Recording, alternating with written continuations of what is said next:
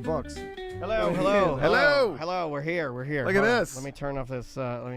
Music here. We're gonna run right into it. Hold on. Let me get this here. Got to kick graphic back on.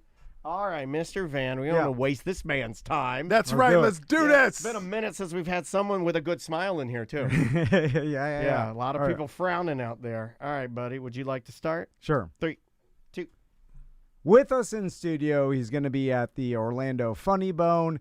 2 shows tonight, 2 shows tomorrow. Orlando.funnybone.com. Could they have made that more confusing? Wait a minute. Is it spelled dot or is it a dot? It's a dot. Yeah. I've never seen a website like that. Orlando.funnybone.com. Yeah, I had to double check that. Wow. It used to be improv Orlando improv or improvorlando.com. Yeah, it used to be improvorlando.com. By the way, no one ever called it the Improv Orlando. We only called it the Orlando Improv, right? Yeah, of course. So I like the little game that we're playing here. Yeah, I like the little make it hard, games. Yeah. make it tricky. I like they're fucking with us, man. Right? They're like, We're going to make this as difficult as possible to buy tickets. Exactly. But hey, people are going to buy them because we put it in the chat room. People are super excited to have you here. Tom, you have the honors.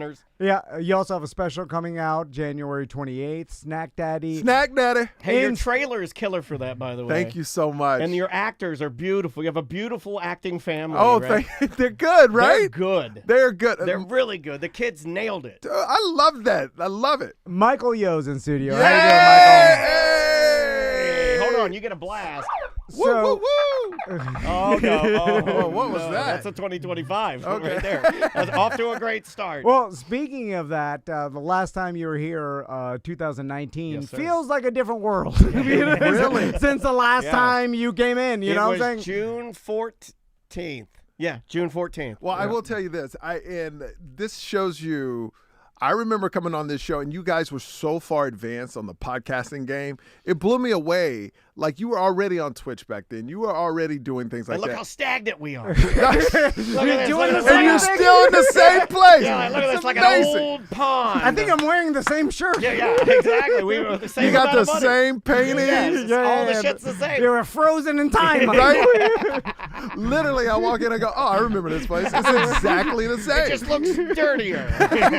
Well, we got a pinball machine. That was the only difference. No, you had a pinball machine, no? We had a fish tank back then. Ah, The fish okay. tank exploded. Yeah. Really? Yeah, it cracked while we were on vacation. This guy's flooded off. the This guy's studio. off in he's at Snowmass. You know, he's out there pretending Oh my gosh. he's Chelsea Handler out there. He's got his tits out going down the mountain. Oh, and Lord. I'm here. My daughter's flipping in the fish shit. There's water everywhere. Oh, my.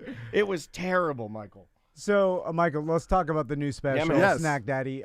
So, is it coming out on YouTube? So yes, I'm putting it out on Nice. YouTube. My last one, I self-funded. Joe Coy actually called me up, my last one, and said, stop waiting for opportunity. Make it yourself. I self-funded it, and at the time, it was a lot of money for me. And here's what's crazy. I only had 3,000 people on my subscribers on my YouTube page. And I was like, I'm going to put it out. I don't care. I don't want to hear no's anymore. Yeah. And my agent was like, let's shop it. It's really good. I go, no.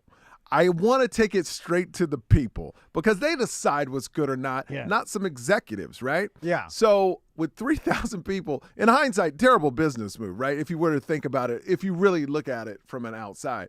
I put it up there. It took off. It changed my life. That special now has gotten me close to 200,000 subscribers. Wow. 200,000 subscribers. Wow. So I wanted to talk to you about this, Michael, because the last time we talked to you, we were talking about, speaking of Joe Coy. A baby just wanted in. I know. We got babies. Oh my We got a God, baby in here? there's a Oh, y'all baby in don't, here. y'all don't know, wherever I go, I carry babies, Yeah, all right? all right. I love I it. just find babies Yeah. and just bring them around. Everybody's got to have a pocket white baby. That's right. You know how carry many around. traffic tickets that gets me out of? I'm like, yo, I got the baby. I got to take the baby. It's right Look at here. this. Look at this cute white face. But the last time we had you in, we were talking about the Yo and Joe show podcast back, it was before. This is burned in my brain. In fact, we were texting Krista about this. Yeah. From the Funny Bone. We were texting her about this because you kind of like dropped on us almost like accidentally. It's almost like you were tripping when you told us this. You're like, oh, yeah, we didn't know what we were getting, just hundreds of thousands of downloads per episode, and it just flew me out. We of my didn't chair. even know. Yeah, man. yeah. And we got totally scammed by the company because honestly, me and Joe did it just for fun. Yeah. We weren't even thinking about how many people were listening to it. All I know is we found out how much it did like years later, not even at the time we were doing it. So what I found out, but I did know we missed 1 week out of the 20. We only did 26 episodes. Yeah. But I've never gotten so many emails from people mad that we messed up their day. Because it was such a good podcast. And you got to remember, Joe Coy wasn't Joe Coy then, right? We were both on Chelsea. We both had great chemistry.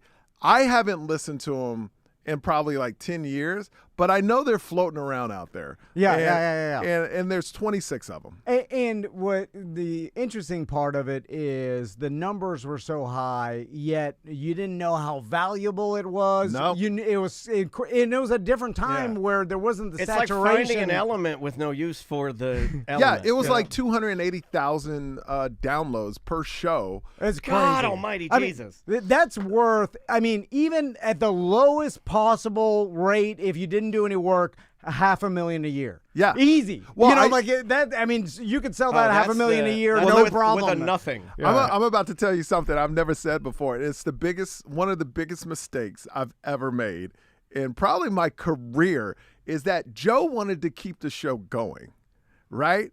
But I got tired of waiting for his schedule. So it was like, he would show up like 30 minutes, an hour late, or sometimes just cancel because he was on the rise and blowing up. But I would think if we would have kept doing that show since 2011, I think we would have been Joe Rogan status. Like we would have been he's selling out arenas, right? Yeah. But ego-wise, I would have been selling out arenas too because I would have been on his coattails. So I screwed up, not him. Yeah. So that's probably one of the biggest mistakes. And another big mistake, this is my other big mistake. You remember Chris Hardwick? Yeah. He had the Nerd podcast. Yeah. This whole Nerdist. thing. The Nerdist. Yeah. Yes. So I worked for E. This was like 2008. I worked for E. I was working for Y100 in Miami. I did a syndicated show to Miami. I had my own radio studio next to Ryan Seacrest at E. Okay. That's pretty cool. And Chris Hardwick wasn't Chris Hardwick at the time. Yeah. And he says, I'm starting this podcast. Like I'm on his like second episode ever on his podcast. And he goes, you should really start a podcast. I think it's going to be big. And my ego, I was like, I'm on real radio. I don't need to do a podcast. That was my mentality. Heard that before. Yes. God, did you know the station we're on is called Real Radio? Is it really? Yeah, you literally I just a little diarrhea in my pants right now. I was like, this guy's clairvoyant. He's like floating above us right now. How did you know that? But Michael, at the time, that's how it was looked at. Yes. Podcasts are looked at as beneath radio. You're like, I'm on radio. I don't have to do where a are we podcast. at now? I don't even like, and that's another huge mistake I made because I think to myself, if I had the clear vision and wasn't so ego driven, I'm on real radio, that I could be doing this 14 years and who knows, this is all I would be doing now, So, and you combine that with comedy, oh my God, puts me over the top. But I started comedy late. I'm getting in the podcast game late. I didn't start it in 2019 like y'all told me to. But now I see the vision. Now the equipment's a little bit easier to get. Now I got a producer. So starting now is like when my vision starts. But at least my comedy is in a way better place today than 2019. So I want to get to the podcast and everything, but you mentioned... Is this the only guest we've ever had come in and tell their mistakes? Right? You might be. Well, you're one of one, yeah. I think, maybe. We don't get a lot of that. It's easy in retrospect to look back, and then everybody could do that. We look back, and when Kreischer and Segura were in here, when they were just doing the circuit, and they were talking about their podcast. I remember Bert's like looking on my laptop. He's like, look at my podcast numbers. He's like, He's like, I don't know what to do with it. And in retrospect, I was like, hey, let's do something together. Yeah. Like you see something like you're like, hey, because he was like, oh, you guys turned this into a business. I mean, at this point, I could be holding a camera for him in Colorado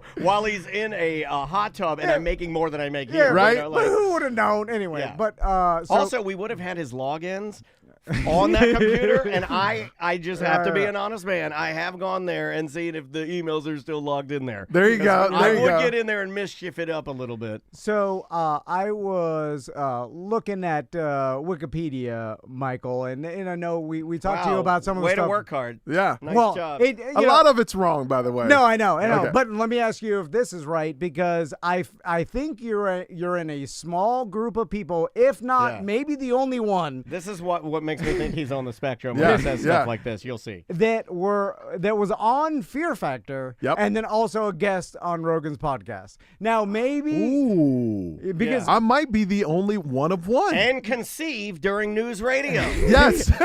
What? Because then I started looking. I was like, they did Fear Factor celebrity, so maybe there was some. And I started looking through the celebrities that were on Fear Factor. I think Joe Rogan said I'm the most successful person ever on Fear Factor, besides the celebrity version. Okay, yeah. Like the That normal, doesn't count, the normal version where normal people Sure. did the show. I'm the most successful one. Yeah. Out of all those people that did all the years of Fear Factor. And for a normal person to be on Fear Factor. Hold on. And when I say most success, not money-wise, just where people know who I am. Of course, right. Successful enough to be interviewed on the biggest podcast in the world. 3 times. 3 times in 19 and 2020. Yeah. Bert's been kind of banned lately. He killed Protect Our Park, or he killed actually Sober October. No, and they replaced it with Protect Our Park, so you're not going to get a lot of he's really I was upset with about Bert a couple days ago. He's a great guy. Yeah, don't mention that. He's very upset about being He got canned for No, they used to do every October. I know, Sober October. Yeah, but it was replaced by the parks. By the Protect Mark Our Park. Mark Norman and Ari, Gotcha. So they swapped it out. It's a very, very, very contentious situation. I feel bad for him. I'm sorry, Bert. When you do Rogan's podcast, do you immediately see a bump in your own podcast numbers? So here's what's interesting. What's interesting. And this is my growth as a comedian, as a person, is when I first went on Joe Rogan's podcast, you get a huge bump. Yeah. Right? And mentally, you're like, how can I take advantage of this? So I'm be honest, I'm not a man's man. Right, I don't hunt. I don't shoot guns. I don't watch UFC.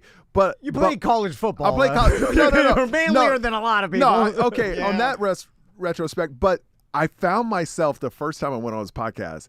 It got such a big number for me. I was like, oh, I need to change to this. Maybe this is who I am. Oh, right? yeah. I'm starting wearing camo. No. So I started watching UFC. I tried elk or whatever they eat. I did all that. And seriously, because I was like, man, maybe I can, I'll like this, and then I can be part of that group, because you're like, I've never seen a bump like this. Black Rifle Coffee is excellent. Right? Yeah. I want the Joe Rogan dumbbell, whatever that is. Have you seen the one that has his face on it? Yes. Oh, I want that so bad. So literally, I changed, like, not who I am, but I was like, this may be the new me. And then I got a call from my social media person back then and went, you realize your audience is 70% female, right? What are you doing? They don't want anything. They don't want anything. Yeah, that's a bad move, actually. You know, so, and they go, and this was a girl who did it, and she goes, that's not you. Just be you. And then once I found 100% my voice in comedy, this is what happens.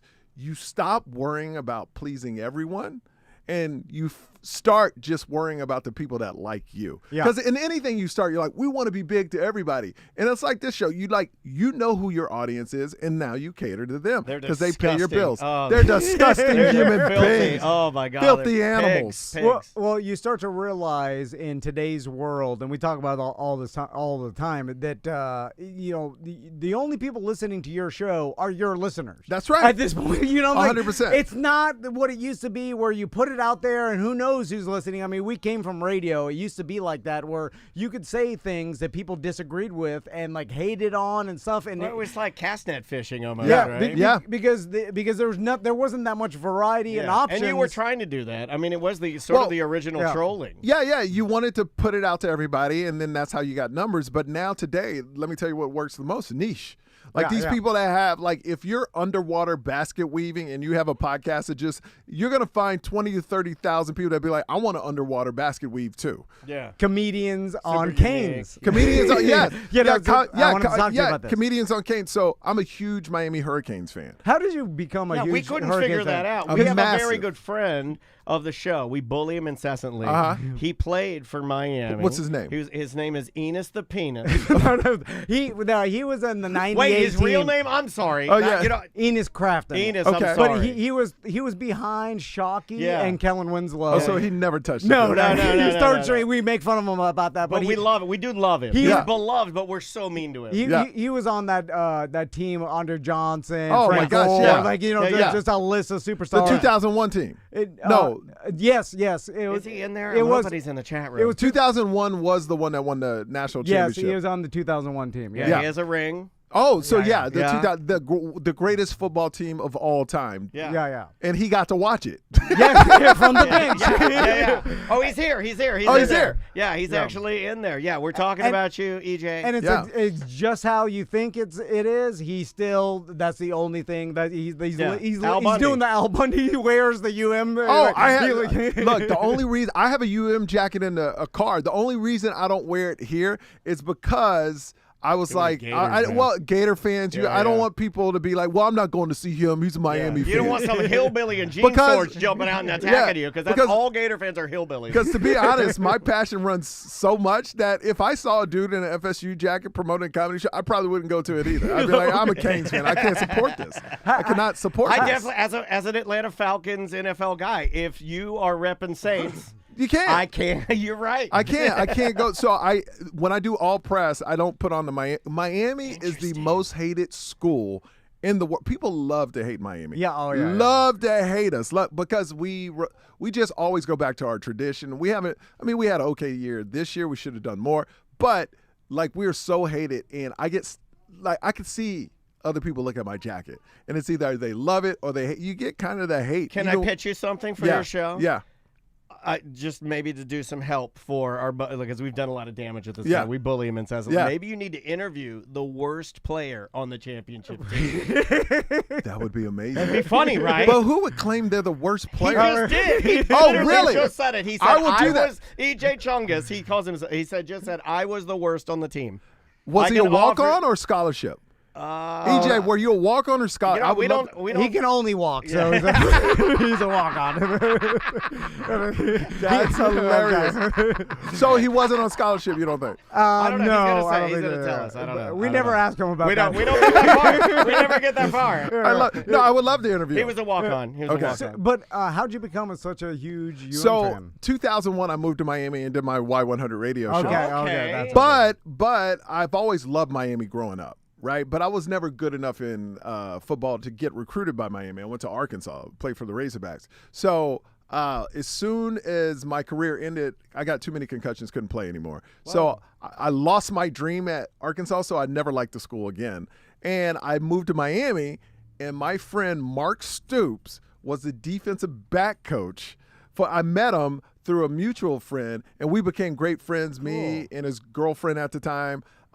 So I would go to Miami games, be on the field with this 2001 team, and then go to the VIP booth. They had a VIP booth. Wait, you were there? At the Orange Bowl. You may have farted in EJ's face. I probably did. Because he's sitting on the bench. Right? I probably was like, can you get me some Gatorade, please? I'm talking to the people that are on the field. Black bowl cut. Right? So I was they would have a VIP booth at a glassed-in case with a DJ in it, and you could drink all you wanted. And I was like 27, 28 years old. It was amazing. We're getting some inside information. Yeah. EJ says, I got Kevin Everett's spot because he couldn't pass the ACT.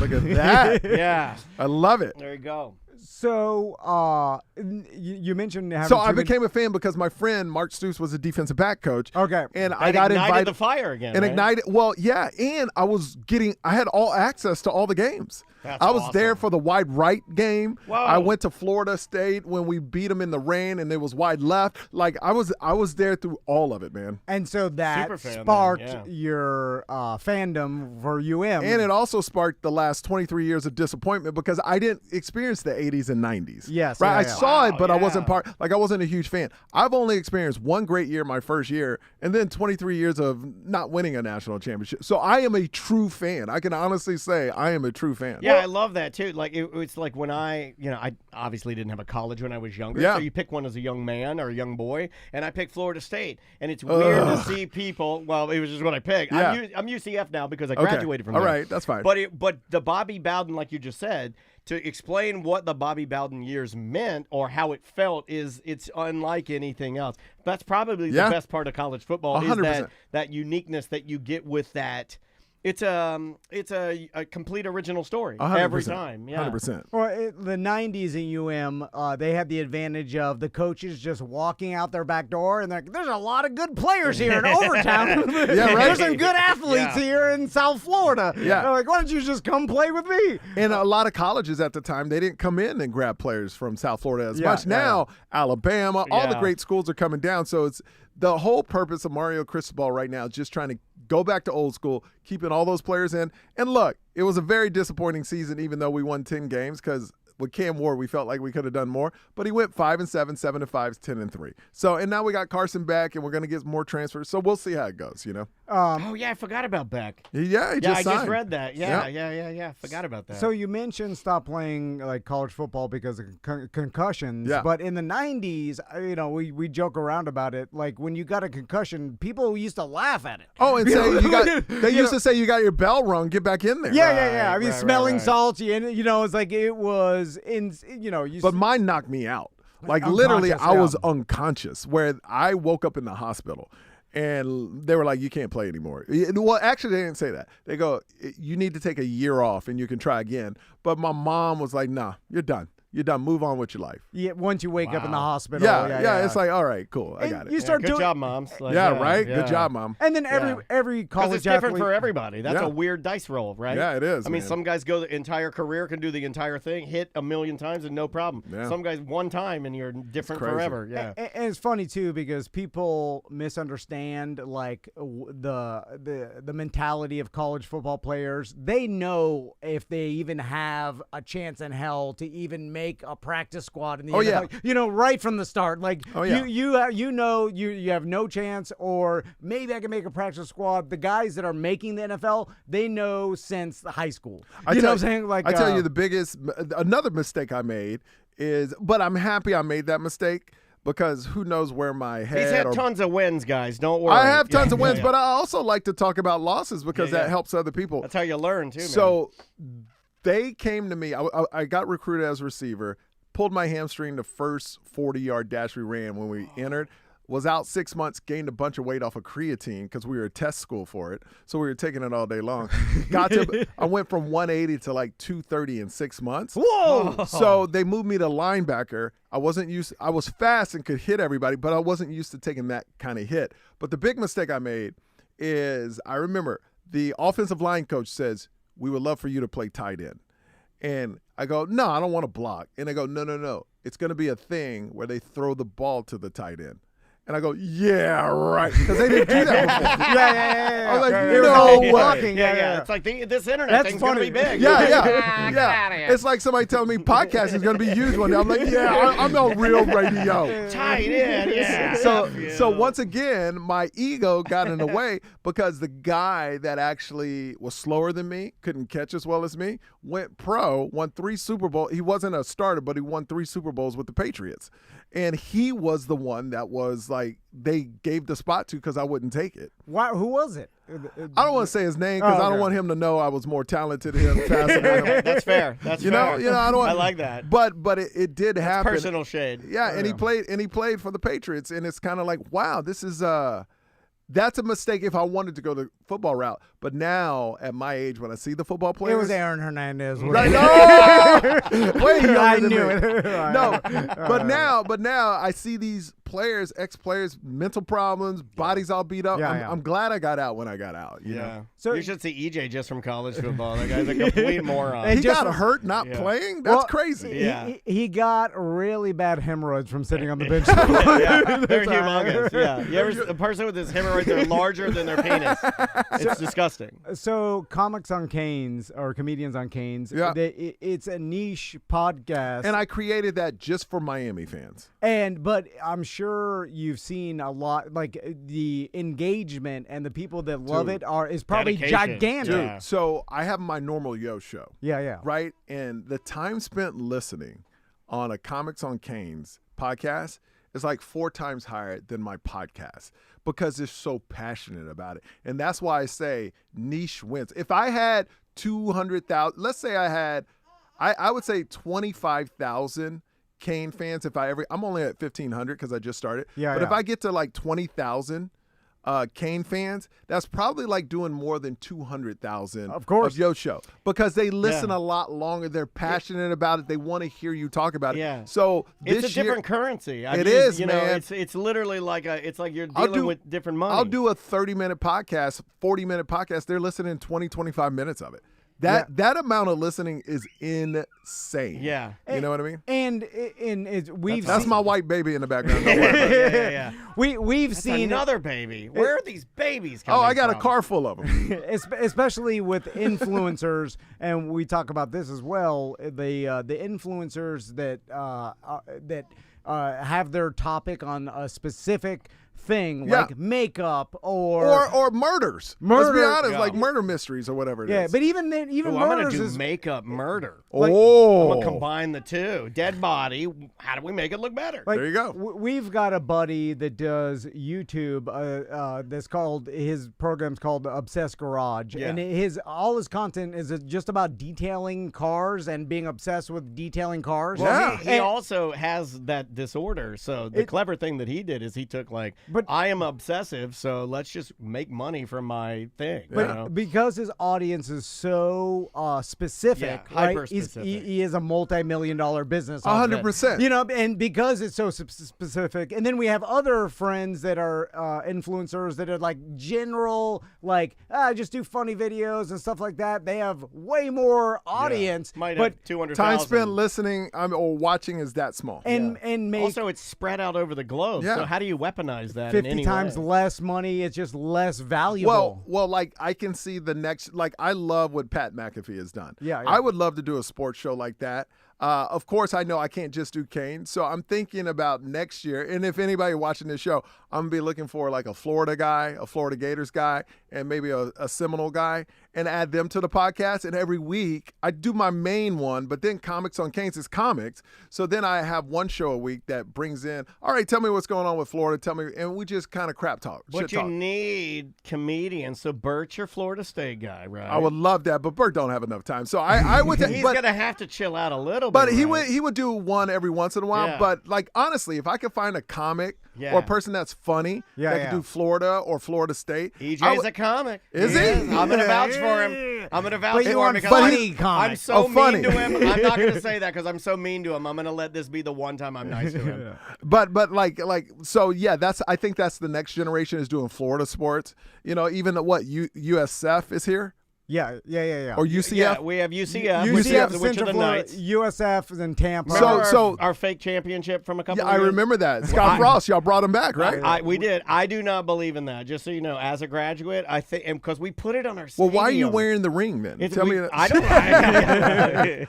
Don't tell them where I'm wearing the ring. Oh, there you Naughty. go. So I think like I would love to do all of Florida football eventually, but That's a good idea. Canes is kind of like driving everything. because I love the canes, but I wouldn't mind adding other layers to it to make it, because that will grow the audience too. Yeah, man. Or let's talk NIL for a second, Yes. because it's hilarious in what we've seen it become, because it started with these players, they should be allowed to endorse and get paid to endorse products, and this player should endorse Nokia or whatever and get paid from that. And then they're like, oh, okay, and then it passes, and then now no one endorses anything. It's just literally NIL. you get paid to play football, but it started as some sort of bullshit, like, oh, they should get paid for the marketing they do. Yeah. And then now it's just like our colleges are like, oh, we're going to pay you like the NFL does, or just pay to play. You know? Well, I actually love it.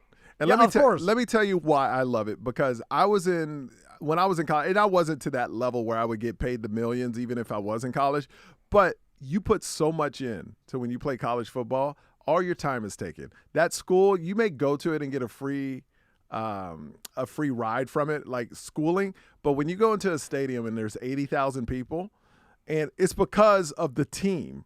You know, so you're not getting anything when me and my friends have like $5 and we're going to McDonald's for some cheap food. Even though you have a cafeteria, I get that you got play, but you have no cash in your hands. When the Fab Five was playing at Michigan and they couldn't even afford their own jersey, you know what I mean? Like to buy at a store. Like I like NIL. I think all the bigger teams always been paying players, and I think this evens it out. And here's the thing. I think they're going to figure it out. I think what's happening is they're paying a lot of high school players a lot of money right now. Yeah. But what will happen is, why do I want to play high school players a lot of money when they might not work? Where I could play a guy that's played 3 years in college a lot of money, and he might not work. I would rather go with the guy that's played. Yeah. So it will, look, the pendulum swung, now it's swung all the way to the right. It will wind up in the middle where it'll make sense. But they need some rules too, you know? And it'll make teams new, more too. competitive. Yeah, it's new. I think, too, also with the way that everything is so quick, even like our news cycle is so rapid, that we expect results and things to be rectified immediately. Let's talk about this CEO killer, right? Yeah. He got shot. A week later, you don't even hear about it. Correct. Like, that's how fast we move in our news. It's here today, gone in 3 to 4 days. Oh, that reminds me. I got to print a new ghost gun today. Oh, sad. No comment. I'm not a part of that. Write that down. No, it's not for killing. I just collect them. Oh, okay. Do you still live in Vegas? I love Vegas. Okay. It's the best place on earth. You, I know you had a residency at Jimmy I still Kimmel's. do. Jimmy Kimmel's every Wednesday, and starting January 23rd, every other Thursday too. So I think Lunell had a. Lunell has Sundays and Mondays. She's no off. way. She's off for the next 3 months. She does March through end of the year. How have you liked Vegas and the residency there? Love it. I heard that place is just the best. Kimmel's is the nicest club. I love I love the Comedy Cellar too. There, they've shown me lots of love. But Kimmel's gave me an opportunity to do my own show. And what I notice about Vegas is I know his face. I may not know him, but I know him from somewhere, and they come see you. And I've built such a big audience when I travel, because they'll see me perform in Vegas and then bring their friends when I come to their town. And I just love it. It's almost like you're putting out, it's free advertisement for the rest of the world when you're in Vegas. They come to you, and then they go out and tell their friends. So I love it, and they've treated me just incredibly. It seems like the residency is, I mean, if I was a stand-up comedian, that's a mecca for me, because I don't have to, you still probably have to travel every once in a while, but to have a audience that travels to you, for a little while, and then it's like, you don't have to fly and all the stuff and the, because hotels. it does, and Lunell is older than me, like by like 15 years, so I can understand where he's like, I don't want to go anywhere, but me, I'm still in that hungry stage where I could see another 10 years of traveling hard, build the brand, and then be like, all right, I'll do morning TV and then do a residency, and I'm good. What are you thinking of AI or any I love of it. that? Do you use any of it? I use it to write emails. Right on. I'll write the original email, put it in a chat GPT, because I do a lot of emails. Sure. And it just makes it better. Yeah, you seem really hands-on, right? Like, I mean, like me, if you call me, I call you. I hate texting, so I'm more of I'm a call you type of person. Like, I'm old, and now that's old school. I was talking to this young girl. She came to one of my shows, and she was telling me about her dating problems. And I go, well, did he call you? And she goes, ugh. Like, women hate when people call them now. Yeah. Like, she was like, that's weird. People also have a hard time speaking, though. I don't know if you've noticed that. Like, Dude. younger people, not to go on my old man rant of the day. No, but, please do. But, like, when you're talking to, like, younger people, I'm not talking about kids, like our kids. You're talking about, like, 20, 21? I get it. Yes, like younger 20s. Like, they don't look you in the eye, and they're mealy mouth. They have, like, little atrophy. Well, they communicate through text only. Yeah, so they can't. They haven't practiced it, you know? They don't know how to do it. Like me, when I was growing up, if you didn't talk to a girl at the mall, you didn't have a person to go to the dance with. Like literally, it was, we called it what it was, food court pimping. That's what we called it back in the day. I love that. Food court pimping. We would just be at the food court, just like, hey girl, what's your name? And you had to know how to special title, man. Food court pimping. Yeah, that's not bad. That's I like it. Snack Daddy. Yeah, Snack Daddy food court. Let's talk about Snack Daddy a little bit. Where's this come from? What is? Well, Snack Daddy comes from my kids always ask me for snacks. So all day long they're like, Snack Daddy, can I have a snack? Then they went to school and told all their friends my name was Snack Daddy. And so I read a story to the school. You know, you got to go in and read a story. I've done that. And then I walked into class and everybody was like, Snack Daddy! And it got really weird. So I go into this whole story. I don't want to give it away, but I go into this whole story about how awkward that is when you meet other parents and their kid calls you Snack Daddy in front of them. It's not a good look. It's not a good look at all. I find myself wanting to, like, in this weird space that I haven't had before. And you and I've talked about it, T, where it's like, my daughter's friends, like, I kind of want them, I don't want them to hate me. Yeah. So I'm extra, like, I try to be cool. Like, I try to be cool, not like overly cool. I don't like use lingo or anything, but I try to, because in my mind, I have to win the battle of best And you don't want to daddies. embarrass your daughter. Correct. Right? You don't, unless on purposely you might. But like Snack Daddy is also a double entendre. Like people think, oh, you think you're a sexy dad? That, like some people take it as, oh, you're a sexy dad. Snack has nothing to do with that. I didn't even think about that. It was more about my kids asking me for snacks. That is good, though. I mean, yeah, but it just worked out because I was at another radio station today, and they were like, the lady was like, "Oh, Snack Daddy, so you're a hot dad?" I go, "Oh, I didn't even think about that. Like that didn't even cross my mind." Dads don't normally think of that. You know? Because when you're a dad, you're not sexy anymore. You're good Correct. looking. You're good. Like we dads, if you're a real dad, like a good dad, I mean, that's around for your kids and stuff. You don't even think about being sexy anymore. You're just like, I could be good looking, but I'm just here for the family. You know what I mean? Yeah. Well, speaking of that, you have your family on your show a lot. Yeah, I do. And your mom and dad on the show. I think that's so cool, man. Can I tell you something before you go on? Yeah. My parents have blown up in Korea.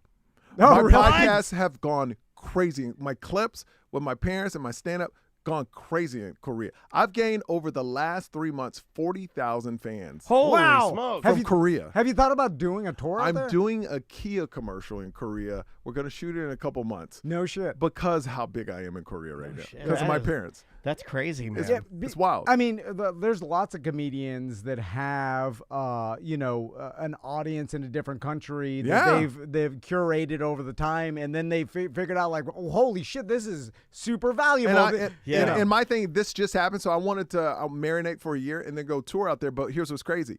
Now Japan, my clips have gone viral in China. I had 4 people fly in from Kansas City to Japan. From Japan to come to my show last week in Kansas City. They didn't speak English at all. All they knew was hi. And they sat front row, and they just wanted to see me perform. They didn't understand anything. Really? And then after the show, I talked to them through their translator. And they must have had a lot of money. And they were just like, we're so excited. We see your clips. We love your family values, blah, blah, blah. You talk about your mom and stuff like that. Flew in from Japan. And it happens all the time. Like, I guarantee you, in Orlando tonight, you will see a couple of Asians from different countries don't even speak English that will come to my show. That's starting to happen, which is an awesome thing. That is cool. It is so awesome. That's wild, man. You are actually on the outskirts of Asian Town right now in Orlando. Really? Yeah. Oh, there's an Asian town. The best food is that way. All right. Yeah, man. My daughter and I, it's like it's just amazing. So I'm going to go out on a limb and predict maybe a higher concentration than we even hopefully know. we'll see. Yeah, that's cool. Yeah, and it's also a testament to what social media has done, globalization. Tiny world. Culturally, it's cool that you can go there, too, and it's like you get a leg up almost, too, because of your parents and the fact that you can bring them something and bring them a perspective of, that's wild. Yeah, that's going to be fun. Because I'm from America, and I have a Korean mom that still has the values of old school Korea. Yeah. So they like watching that, and now everything, like, whoever thought, I would never have thought in a million years that Asian Korean dudes, white girls would go run out and fill up a stadium to see them. Just think about that. K-pop, Korean dudes that look like women, right? That are pretty. Yeah, they're very effeminate. They're gorgeous. They're gorgeous. Yeah. They're gorgeous men. And white girls are filling up stadiums. I never would have thought that, because when I was growing up, it was different. Like, it was not like No, I know. It was like they were like, "What are you?" That was like pretty much my instinct. Last question, Michael. Cam Ward, where does he go? Oh, wow. Cam Ward, who has the first pick? Well, I will tell you this before you answer that. I will tell you this. If I was Cam Ward or any of the top 3, I think quarterbacks, I know it's frowned upon, but to me it's so old school. Why are these number 1 draft picks going to crappy teams? I know you get the number 1 pick if you're a low team, but you got to think about your future, man. A lot of these quarterbacks are going to places with no offensive line, no structure, horrible management, and they ruin your career. Like, I think, what's his name? David Carr, when he went to the Texans, horrible move because they had no line, and his career was ended so fast.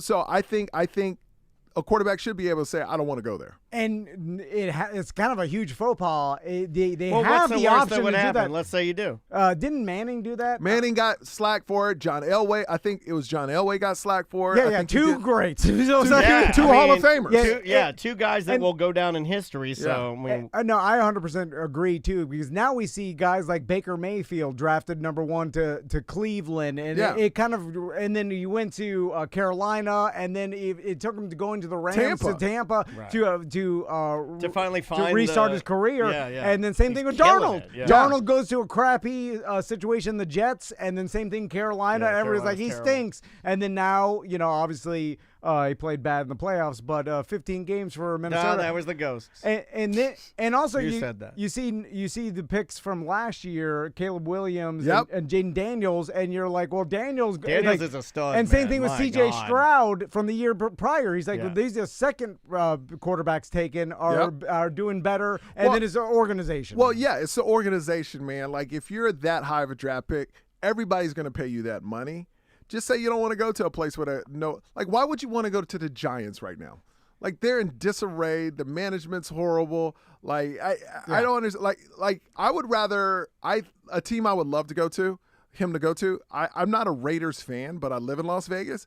I would be a Raiders fan if Cam Ward went to the Raiders because I'm a player fan. Like, besides Miami, I love Miami Hurricanes. I don't care who plays on it. But NFL, not a big fan. I'm a player fan. NBA is like that. If Cam Ward goes to the Raiders, I would be a huge Raider. Actually, whoever Cam Ward goes to, I'm going to be a fan because I think this dude is next level. Yeah. Wait, not even close. Like, Shedeur to me is on, like, if Cam's a 10, Shedeur is a 5 compared to Cam to me. Yeah. I agree. Prime to Dallas. Thoughts on that? Good for him. Yeah, I hope so. You think that happens? He'll make it fun to watch. It's true. It makes it a little more showtime. WWE. It's showtime. Yeah, it makes it fun. You throw the chances of winning a Super Bowl out the window. In Jerry Jones' life, maybe. Well, Jerry Jones have thrown out the opportunity for all his lifetime. And the one time he won with Jimmy Johnson, Jimmy Johnson took all the credit, and that's why he fired him. Like, that's how ego-driven Jerry Jones is. Yeah. Like, Jimmy was like, I didn't need your help. I did this. And that's why he fired him. Well, speaking of the Raiders, they're setting it up for Brady to be basically the GM there, and that's what all the talk I've heard. Like, and Bill Belichick possibly, and all this stuff. Yeah. But having Brady in there, like an Elway, as far as running the football organization, does seem like the best move for a team like Vegas, and being in Vegas, it's exciting too. That's exciting. Having Brady there as a part of it. But see, I don't get excited when I hear Brady. Maybe me. That does nothing for me. Like, if they said primetime was there, that's exciting and it brings excitement. Brady is just like, okay, it's Brady.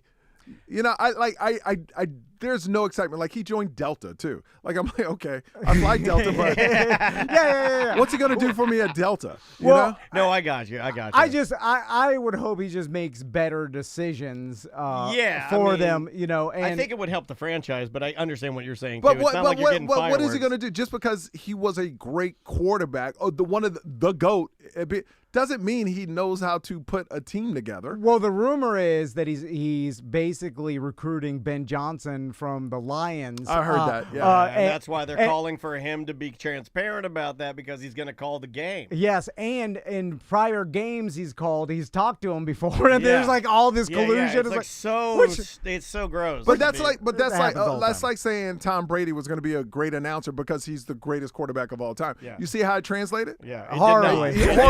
Yeah. I don't even notice when he's on the game. It's like, is that Brady? Worst? I don't It'd be care. worse if he did. It would be better if he did bad, because I would notice him. He is so bad at it that I don't even. I go, is that Brady? And my wife's like, yeah, that's Brady. I've heard the announcer try to set him up, and he says nothing. Like literally, this is ping pong. We know, when I'm about to stop talking. I've heard the announcer stop talking and just silence for like 5 seconds. He has no reps with this. Like, no. Yeah. Like, and he has no reps with running a team or whatever he's doing. Right, and he has no reps with Delta. Like, I don't know what he's bringing to Delta. What has he brought to Delta? I have no idea. Yeah. It hasn't changed at all. You're right in the fact that if you're really good at one thing, it doesn't mean you're good at anything else. You're good at Not at all. Not at all. Yeah, but I think we all do that, where it's like, this guy's good at this. He's got to be good at this. It's a lot of assumptions. Now, I do think the only thing Brady could bring is contact. Like, if you needed a player, he could be like, or a quarterback, for instance. Hey, Brady's your mentor. Like, when you get to that franchise, if you're a quarterback, he could be like, hey, this is what you need to do, blah, blah, blah, blah. I think that's respectable. But let's be honest. These new players that have come in, Brady's fairly new out the NFL, but in 5-10 years, these younger players coming in won't even care about Brady. You're right. Yeah. It happens so fast. It's like a news cycle. It'll be like Brady. That's old school. And speeding up by the second. Yes. Right. So, again, orlando.funnybone.com. Michael Yo's going to be there. 2 shows tonight, 2 shows tomorrow. Yeah. Grab those tickets, y'all. Watch his comedy special, Snack Daddy, coming out January 28th on YouTube. And other specials on there as well. Yeah, go to michaelyo.com. You can see a sneak preview right now, and then you can get notified when it comes out. There you go. By the way, brilliant. Just deciding to go against what the entertainment industry, I'm sure, told you. Is like, you got to sell this. There's no money in putting it out for free. And then it blowing up. And then increasing your marketability, because marketing-wise, there's a value to that. 100%. And like, I've created my own channel, like from 3,000 2 years ago to 200,000, and then who knows what this next special is going to push it to. So I've set myself up for a better chance of success, but it all comes down to the algorithm. It all comes down to people checking it out. So, but I feel good that I'm building my own thing, and I'm not building somebody else's brand.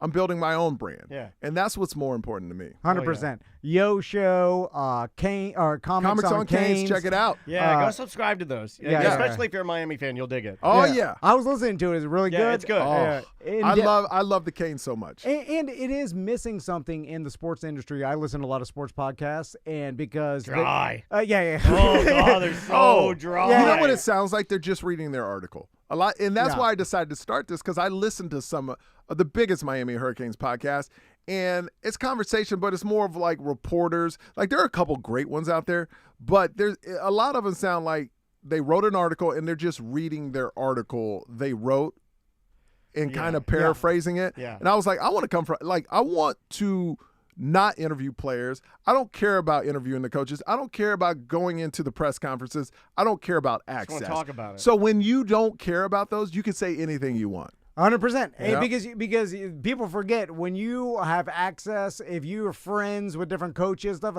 you have to hold your tongue. Because if you piss them off, they're never going to do your show again, and that's more important. They don't want to do those interviews anyway. So, and why would I want to interview a player that's on the team? Let me tell you what they're going to say. Yeah, I think our team's moving in the right direction. I'm really excited to be on the team. Last game was great. Like, they can't say anything. They're trained to only give the same response. I want to interview, if I interview anyone, it'd be ex-players, where they they can just talk and be free. I would never want to interview a coach that's on staff or a player that's on staff because they're robots. They say the same thing. Michael, you know how mad I get when they interview the coach coming out of like going into halftime? It's nothing. They're like, Sean, they're talking to Sean Payton, like, Sean, what do you think about the first half?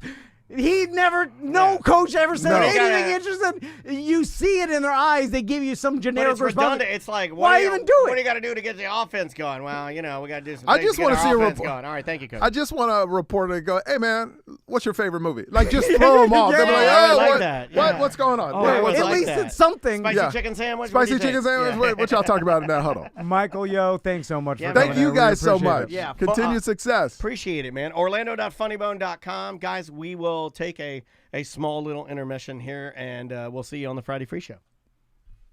I'll stop that, and then I'll put us Thanks, back on guys. No, thank you.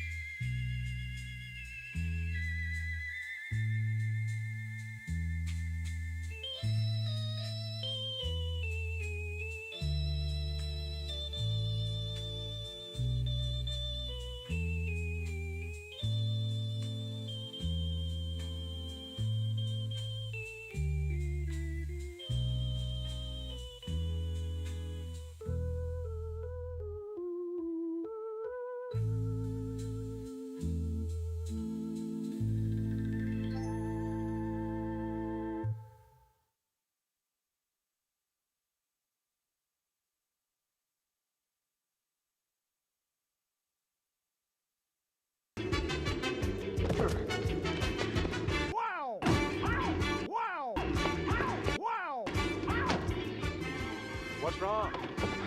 Wow. Everything. Wow. She got a speeding ticket, another speeding ticket, and I lost the Vermont deal because of her. I think we should shoot her. It's gotta be insanely rare because who have you ever known that's gotten? I've never known a person. Yeah. Look up famous people with tetanus. Seriously, there's got to I've be never even somebody. heard of anybody like getting tetanus or rabies for that matter. It's an old world disease, right? You'd like to think that a lot of these are It's gone. bullshit. It's like when somebody comes in and it's like, my mom, the plague's still around. She got it on her foot. And I'm like, ew, what the fuck were you doing? Yeah. How did that happen? But like nobody famous, but like probably a There million are guys in the famous Midwest. people, but they're like way old. You know what I mean? Like in the Old man, 1920s, dumb they old died man. from tetanus. Like Clint They Eastwood died. got it on his farm or something, but not like Fred made a movie. Thompson. Fred Thompson. Who was a silent film cowboy actor. Fred Thompson, the silent film cowboy. That's you. That is you during Well, sex. he's the loud boy cowboy. George Hogg That's me. Have you ever heard of Fred Thompson and George Hogg? died of tetanus. If you go to the BDM page right now, you'll see a picture of me when I was at my fattest, and I was George Hogg. I was so fucking fat. My God, I was fat. Go clown that photo. Andrea and I laughed in bed, so I was like, you didn't tell me shit. I told my wife, I go, you didn't tell me nothing. I'm gonna post my meme of the month after the shows in case it makes you guys mad. Okay.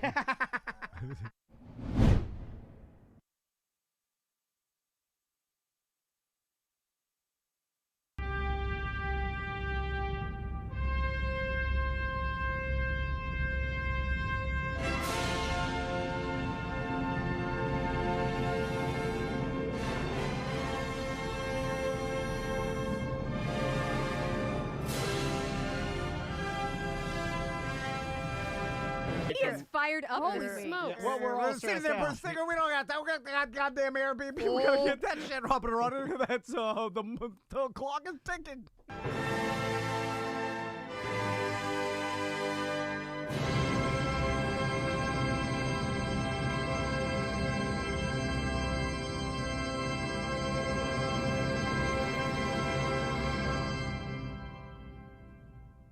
So, what is personal hygiene? Well, you're gross. I don't want food that you've made. I want a jar of chili. I want a jar of old man chili. You don't wash the bottom half of your body. Not as gross as your armpits, right? Oh, You spit boogers all the time on your microphone. Oh yeah, and it was. Oh, it gave you a headache, didn't it? Oh, Oh, man. That You was, just spit everywhere. Sorry it about that. was a stream. That wasn't. Oh yeah, and it was. Oh, it gave you. I Grind them into your hoodie. The bottom, everything doesn't want to play nice. Like Amazon, you can only have this many Spotify's linked to it or that, and it's just a mess. I don't know. If it were unlimited, then we would only need one person in the world to have an account, and then just add all of us. Did you just rub snot on your?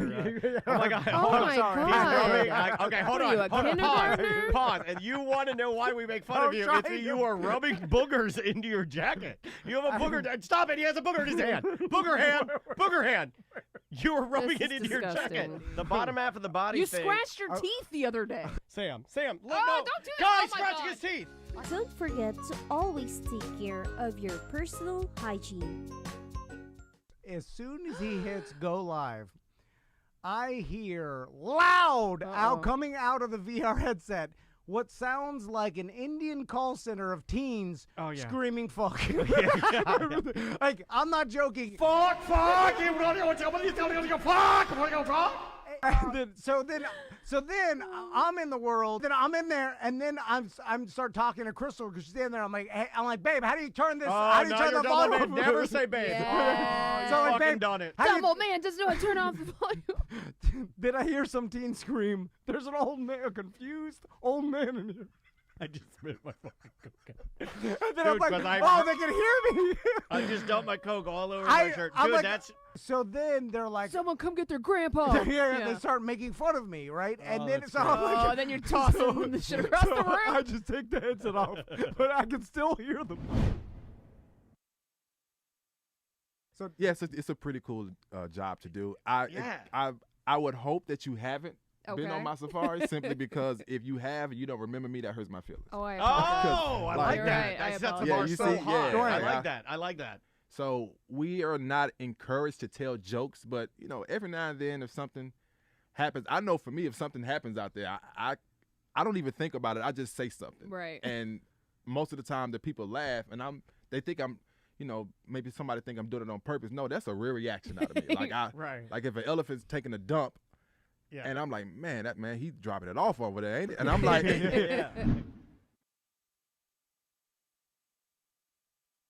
We all know that Canadians like to pretend they're further north than Americans are, but they're really not, and I'm going to prove it to you. This is the 49th parallel, the longest border between two countries anywhere in the world, and the one that's most often thought of as being the dividing line between Canada and America. It's true that most Americans do in fact live south of this line, but so do most Canadians. In fact, roughly 70% of all Canadians live south of the 49th, in this land shaded red. But we can go even lower. A full 50% of all Canadians live south of this line in this relatively tiny area shaded red.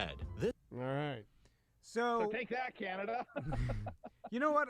I hate the internet for teaching me something that I thought I knew, and then and wants to change my mind with reality. I don't want to change it.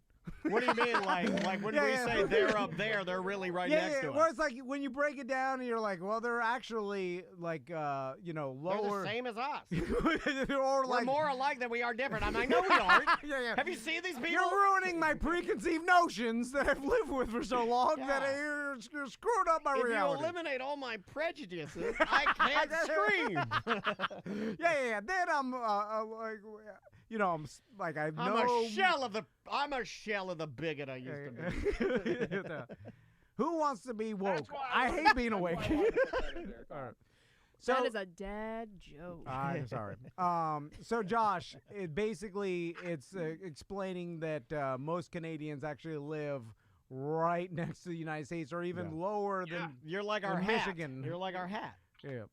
Yeah, there's more Americans in like Washington, North Dakota, Minnesota who live further north than most Canadians. And you guys didn't get to it there, but there's actually a spot in Northern California where there's more Americans in Northern California than there are, and there's Canadians further south. So you can be in California and say, I'm further north than this certain percentage of Canadians. So I know you like rooting dreams, Tom, so I just wanted That's to put a good one. I actually like it when Well- you end with a little Ross Perot factoid graphic. I'm into that.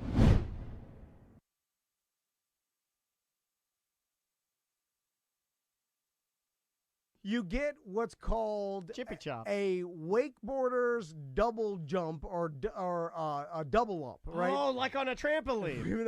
Like that. They do it. You'll see, like, Dude, everyone's that's just math. Science. Waves, when they meet each other, will amplify each other. Yes, that's just science. And then you'll see this in wakeboard boats. We'll do it for wakeboarders to do some mega trick, or like a double jet, or like a stand-up jet ski. We'll do a double flip off a double up than a wakeboard, and you could do it by turning into each other, so your wake converges into itself. And that's what happened. And I didn't know it until I went over it. And then as I went over it, I said, oh shit, that is a fucking, that's a double up. And then as I turned around to scream, hold on, giant wave, it blasts my wife so hard that it nearly blasts her titties out. Yes, no, that's what you want. You want them to go flagagago. It blasted Tommy to a straight up handstand as they get launched 5 feet. He's a lean boy. It blasts my wife, like her head hits the actual. She's holding on like this. It blasts her. Did it whip her leg? It whipped all their legs up where the point where.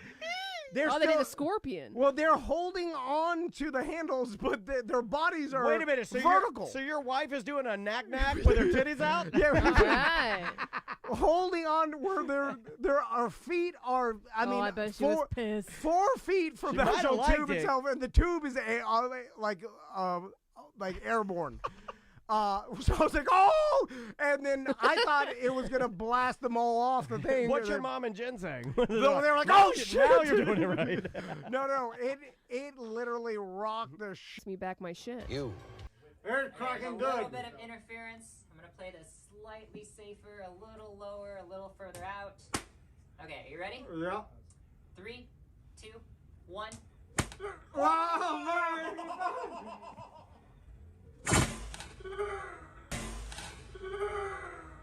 fun. Remember everything when? else. Remember when somebody did that to Tom Cruise? I want to say like 20 they years skirt ago. him in the face with a water Yeah, it was like a gun. British prank guy, and he had a fake microphone, and he sprayed Tom Cruise with the water, and Tom Cruise goes, "What? What? Why'd you do that?" No, why would you do that? Come here. No, don't run away. Don't run away. Why did you do that? That's really. Hey, no. Don't run away. Don't run away. That's incredibly rude. Why did you? I'm here. I'm answering your questions. I'm here giving you an interview and answering your questions, and you do something really nasty. You're a jerk. You're a jerk. You're a jerk. Why would you be a jerk? I love that video.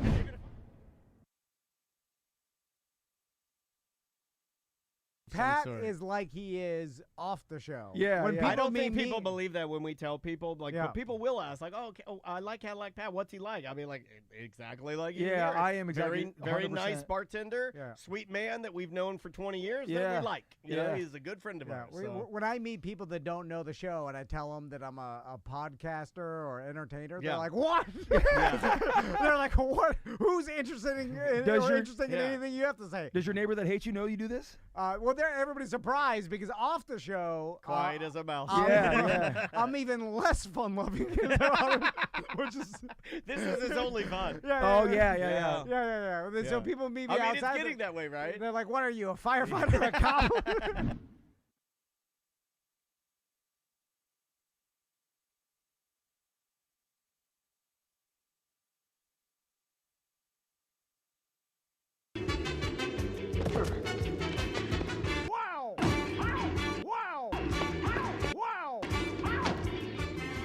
What's wrong? Wow! Miss Pat, I have to ask you a question.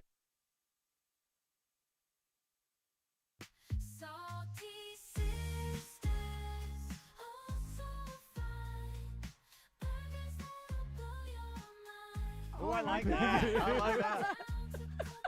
You can tell that Tiffany and I have done that. We've written songs before. We're musicians. We're sitting there, we're like, we get to the hook, and it says Salty Sisters. What is that? It's the Salty Sisters, Oh So Fine. Burgers that'll blow your mind. And Tiff and I were like, yeah. We said the son. exact same thing at the same time. That's it. Yeah, that's the hook. That's the now, hook. if you Who's don't the like singer, though? Who's that girl? It's AI. It's AI. Oh, don't say that, Grandma. Don't say that, Grandma. Come here. I want to hold you. I want to hold you and pat your back.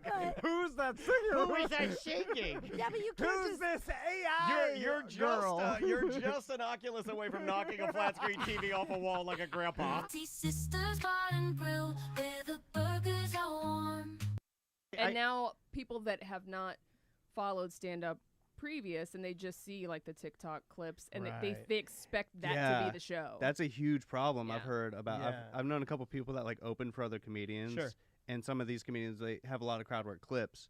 And they say the shows are miserable. Right. Because even during the opening they acts. didn't do the thing that they do on the TikTok. Even during the opening acts, people are just yelling stuff that, like, because they're trying to get you to do the thing. Yeah. Oh yeah. It's almost like an uncalled for evolution or something. Like it's our de-evolution. Yeah. All right, let's do it. The Adventures of Thomas Van. Starring. I love war. You're I'm not doing that. unstoppable. You're not. Please change. I do that too. I love pleasing. Moochie. Here I am. What's love? Two khakis and a Proud Boy. Look at mustache, big ass. He's got a badonk ass. I've got a frog ass. Let me ride that pepper. Have I a beaver? I should do a lot because I may know more about astrophysics than I do about hosiery. I'm just talking. Take it easy, B. No! I'm the Pocahontas of podcasts. Yeah. You could eat a meal off my legs. Mother freedom! Yeah. Look at the shocker. Yeah. You know where this has been? To know they got. Just eat it. The blacks are black. If you ask me something and I don't know, it's gonna go racist. Tattoo your uterus. You gave out 80 blowjobs? Like I get like super horny over some fecal poo poo and that old call. Yeah, like smile more, broad. Sam. Look, no. I want what? Take it off what the about table. I mean, what the fuck is it? Why do we want to still look good once our lives are over? Dad, explain. We could just leave. I'm such a narcissist that good or bad, it's all good. Man, I'm funny. Also, it's meant to sound.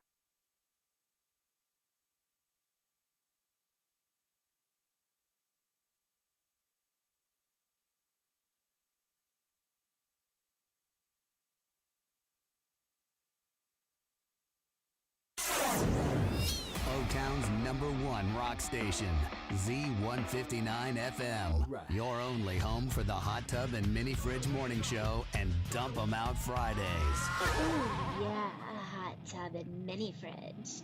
Keep me cold and hot. Heart of my heart, I love you. Life would be naught without you. Light of my life, my darling, I love you. I love you. I can forget you never. From you I ne'er can sever. Say you'll be mine forever. I love you.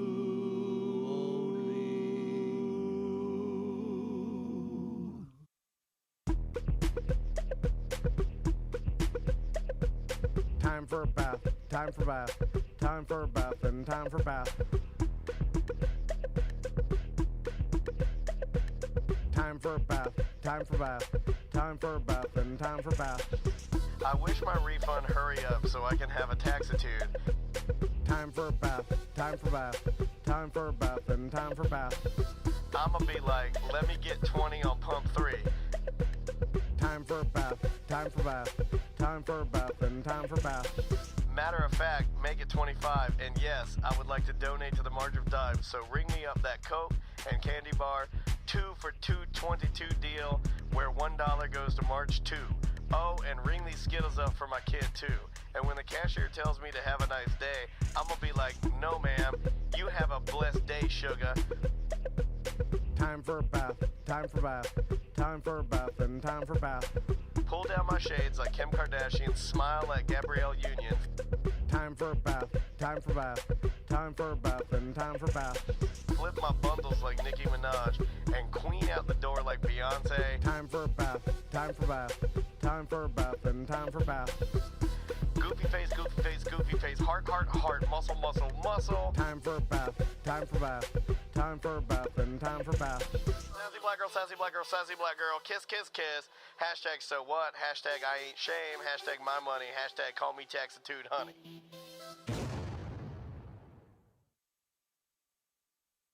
Live from the Injured on the Go Just Call Mo studio. It's a blast! It's Orlando's own Tom and Dan. Hello. This is your Mediocre Time with Tom and Dan program. We hope that you will find our presentation precise, joke heavy, and just right. Thanks.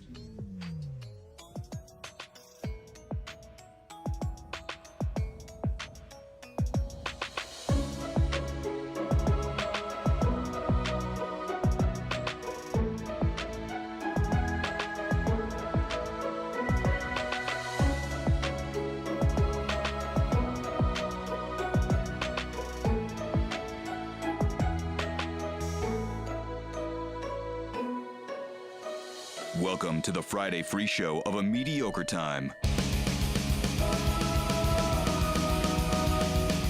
Oh yeah, we're doing it again. It is another A Mediocre Time with Tom and Dan. I'm Dan. I'm Tom. On the couch. We haven't seen this guy. I feel like it's been an extremely long time. Since last year. Since we've, but I mean, I feel like even months before that, I've missed this person. I agree. I know many people have actually asked if he was going to be back. the last time this person was on the program, he was sadder than he's ever been. There was a Reddit thread about how sad you were. Did you know that? No. Really? Is that right? There's a Reddit thread about it. Ladies and gentlemen, from the karateoforlando.com, our very good friend, Mr. Seth Petruzzelli. You know how many people that are poor and fat and happy as hell? So happy. And that are happy that Seth, who's rich and fit, is so sad. Yeah, so sad. And look at him. Look at him right now. I mean, if we're looking for the update. Beautiful family. Oh my God, the most beautiful family. Yeah.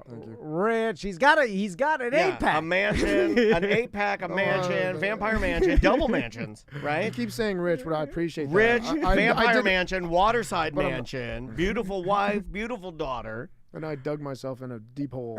Oh, yeah. Well, we've created a prison here. We've created a bit of an audio prison here. So before we start, because we got a lot to talk to Seth about. My family asked me not talk to him last night because they're like, you can't stop making jokes. They're like, stop talking.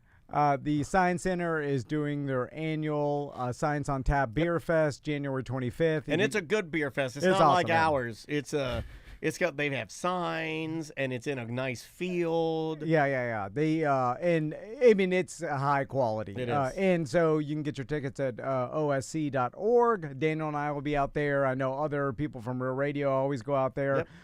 So come meet us for that. You can sign up to be a member. I also like that Tom doesn't know any of the people that are still employed by Real Radio. So he just says, some of the other Real Radio people will be out there. Back to you, Seth. Back to you. I don't know their deal. I don't know what they're doing. And then also that weekend, our wives, Tracy, they're organizing a Side Chicks meetup at Fairvilla. Yes. And you have to be a side chick to be invited. So the only stipulations is you BDM and you're female. You can get in the Side Chicks group and find out all the information. What are they doing? They're what the hell are they doing? What are they doing over what the hell are they doing? It's the BDM Side Chicks dick sucking contest. Who is the best? No, they're not doing that. BDM Side Chicks dick sucking contest. No. Who sucks the best dick? No. No, they're doing like a. Hold on, I'm doing a TikTok dance. Hold on. Film it. You're filming It's not this, a contest. It's like a Fairvilla University kind of class. They put the condom on with the mouth on the cucumber. I love that. Oh, maybe they're. Why aren't they like that black lady video? Remember the black lady? Remember that thing? Someone take a video of Tracy doing that. I'm sorry. So I think Seth. I got a video of my Tracy doing. So Seth. Yes. Okay. I texted you the other day when we were scheduling, the guests on Friday. Yeah. And I was like, hey, you want to come in this date or whatever? You didn't text me back. Huffing and puffing over here. Because I just know what I'm gonna have to get into right now. It's just a lot. Yeah, you didn't text me back for like a couple days. And There's a lot to unpack here. Yeah, I mean, there's a lot. There is a lot going on. Is it something that maybe you're inflating in your mind? I mean, probably. Okay. Yeah. Maybe. Let's get into it. Let's dig in. Let's dig in. But possibly not. Like, I don't know. Let's dig in. Let's try to help. I don't know. So you text me back. too, if it helps, I'll go first right now, just so the listeners know, because they get sick of hearing my shit. I am going through a bit of a hypochondriac episode where I think that my kidneys are failing. I have cirrhosis of the liver. I have stomach cancer, and it's moving through my intestines. Does it matter that you thought this before? Yes. And you remember? I've thought this for the last 20 years, I believe. With you. You've seen me. And you never go back and be like, oh, maybe this is all just part of the hypochondria. Never. I never think I've thought it over and over, and it's always been fine. Yeah. Like, I'm going to ask Seth the same question. Do you ever, because you've had tons of tests, and they all come back that you're perfectly healthy. So, do you ever think of those tests? Is it ever reassuring? You and I are going to say the same answer at the same time. Is it ever reassuring, those tests? No. No. Not at all. The answer is no. Not at all. No. And do we ever think of them? If you want to know if Seth and I ever think of it, don't even, you know what? Fuck you. Don't ever ask it again. It's a dumb fucking question. We never think of it. Oh.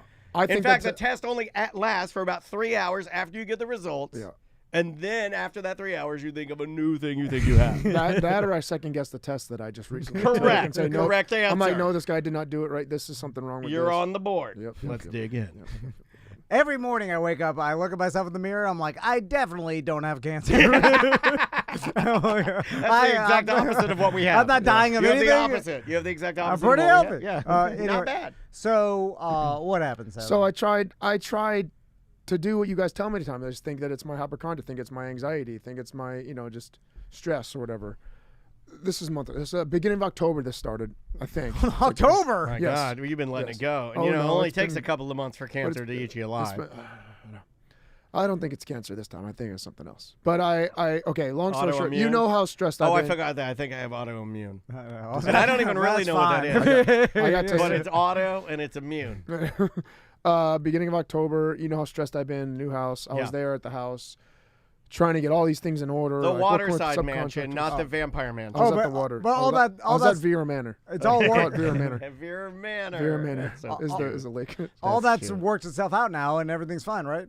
With what? I'm joking. No. The lake house. No, absolutely not. The lake house. Did you see how I cued the one shot? I was like going for the zoom, cue the one shot, and get get the reaction. Oh, sorry, I brought it up. Okay.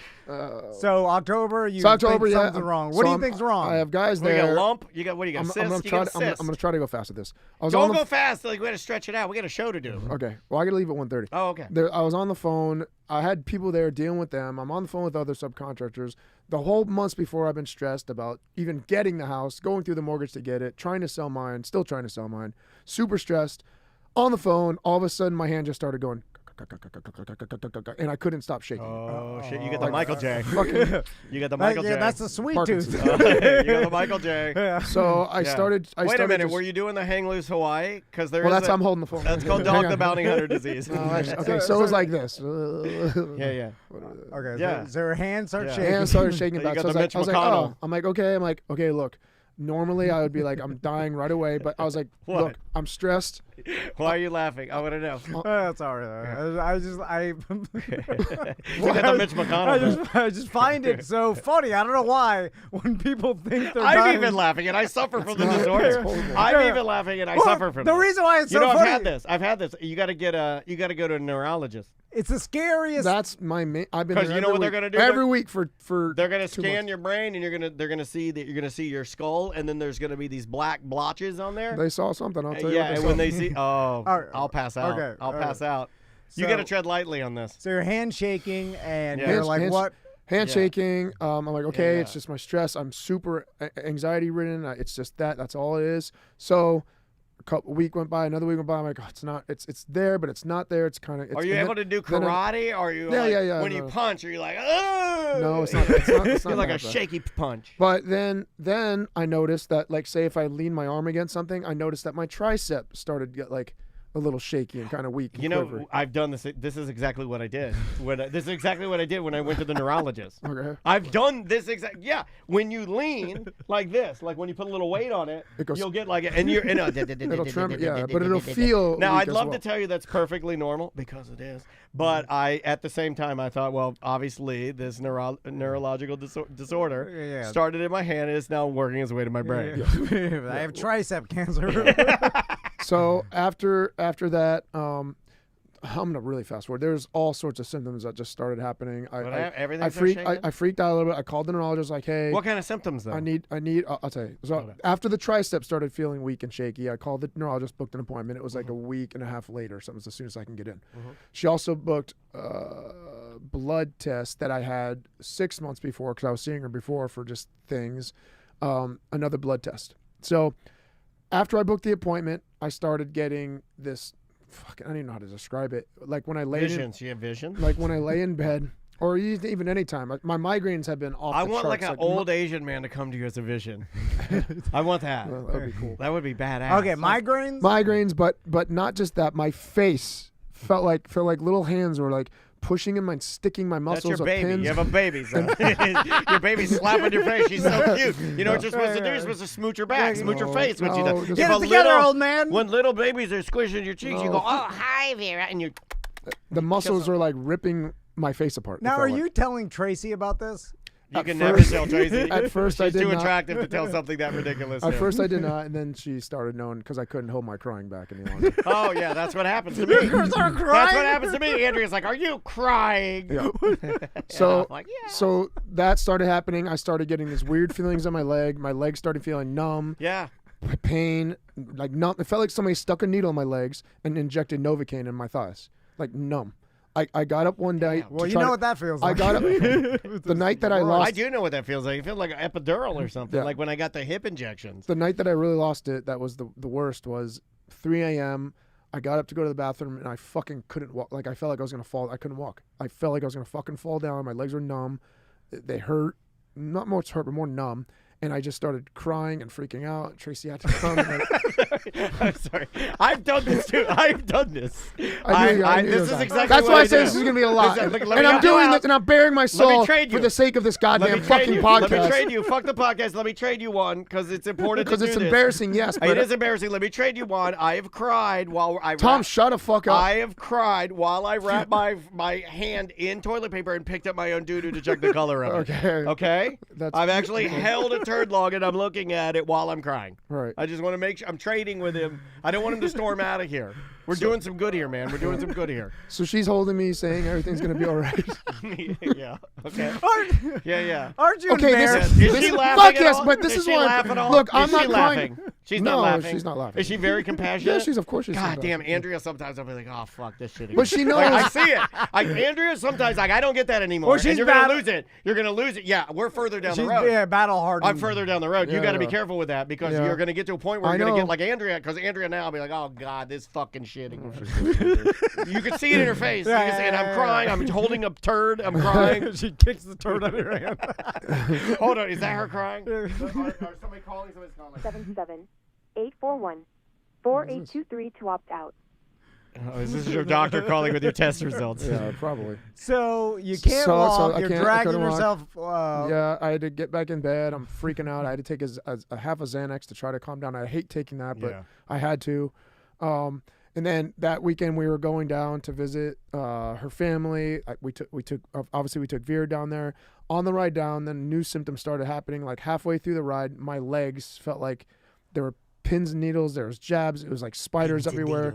It fucking hurt. Just all sorts of fucking crazy symptoms with my legs. The whole time I'm freaking out. Like trying to hold it back. Are you crying? Like, On the way down, no. yeah. On the way back, I fucking for 3.5 hours from Cape Coral to Orlando, I cried the entire fucking ride home. Wow. And she's in the back trying to like relax me. That's and a lot I'm of freaking out. Let's write these symptoms down. Spider legs, baby face. That's the name of the show. Is the old spider legs baby face. That night I got home from driving and it looked like a fireworks show going off in my calves. Like I'm talking like it's called vesticulations or muscle twitching.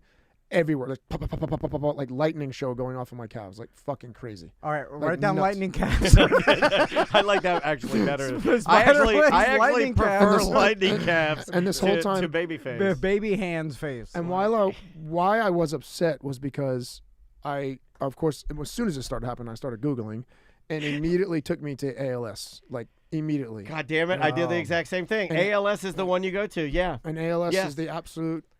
I'm gonna and when this is over, I'm already planning on donating a large amount of money to the ALS Foundation because people with that. I don't have hypochondria that much. No, I do. I don't have it because that I'm much. so fucking feel so bad. First, I got to It's the pour a worst. bucket of water on your head because that's the other way to Yeah, donate. I know that's the other way. Ice. Right, Oh, yeah, it's whatever. ice Not bucket. just a bucket of water. Pay attention.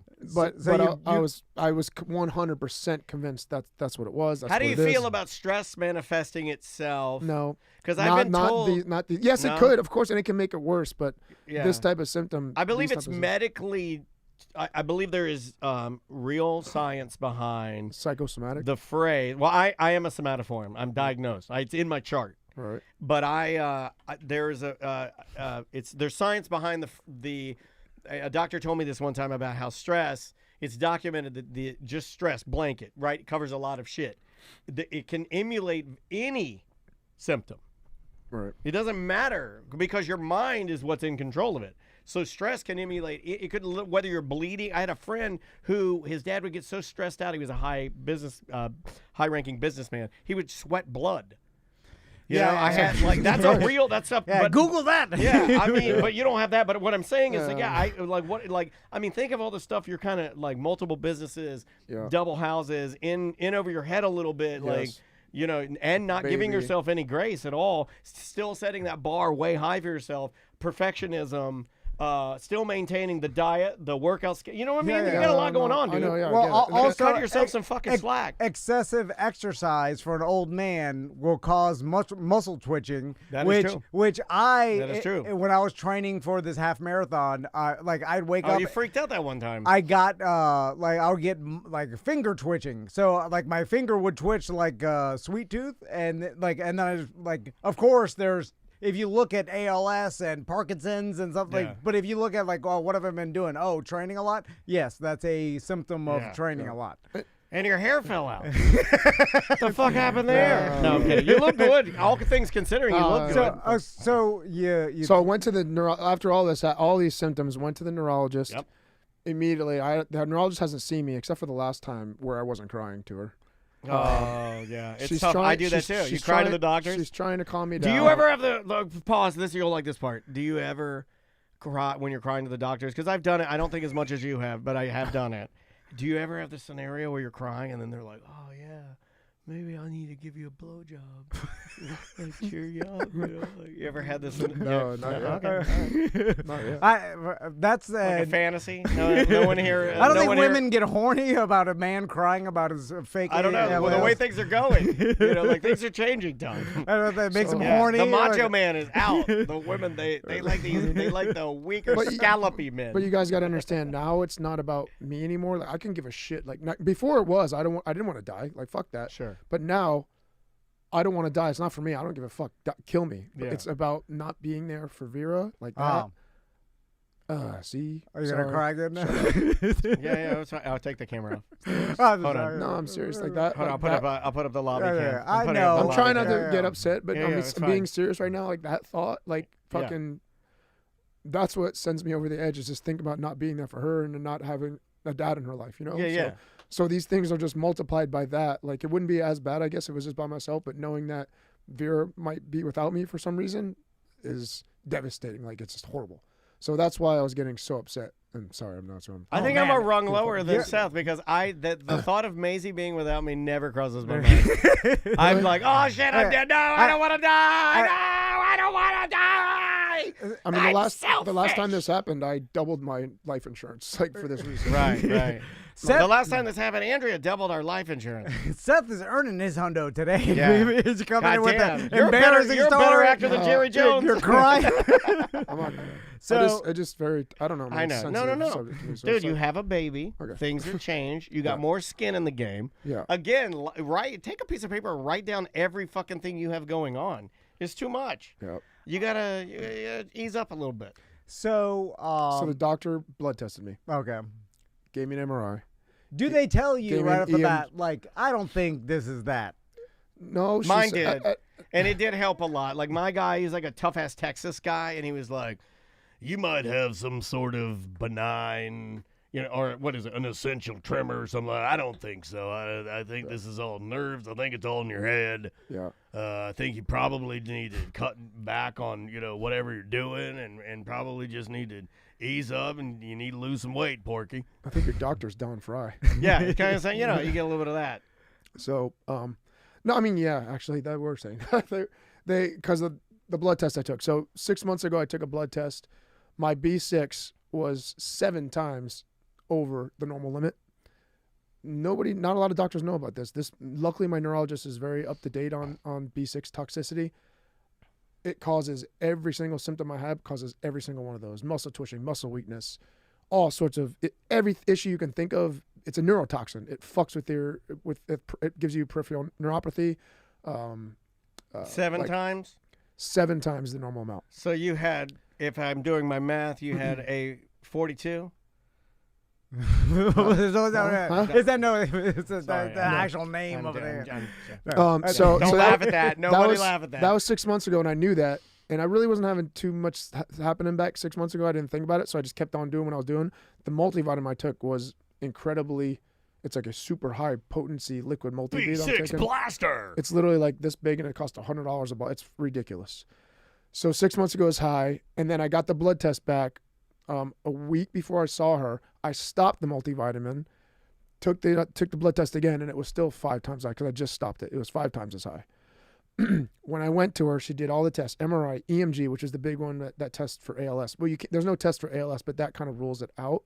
And negative upper and lower body EMG, which relieved me at first, but then of course my mind went back to it. And I've had all of this, by the way. Like everything you say, I don't want to like really out myself too much. Test you for ALS? Oh, absolutely. And like when he says there's no test for ALS, bingo. Yeah. I mean, that's why you have to try to narrow down other things that it is. Yeah. Right. And she said, she's like, Seth, she's like, your B6 is off the charts. She's like, everything you're saying is B6 related. There's other people that have this, that have the same exact symptoms.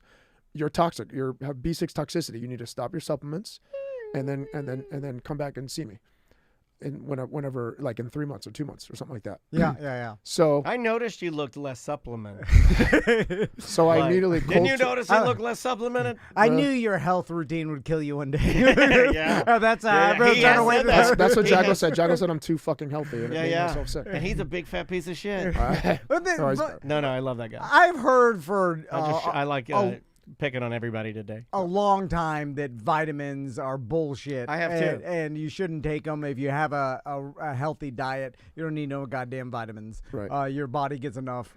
So I joined I went on a Facebook and I was Google. I was researching everything. Joined a mom's group. I found a Facebook group with over 10,000 people, and I've read so many. Literally, weeks of just reading. What are you doing? Ultra MAGA group? What'd you join? What are you there, swapping memes? That's on my Finsta. I joined all those.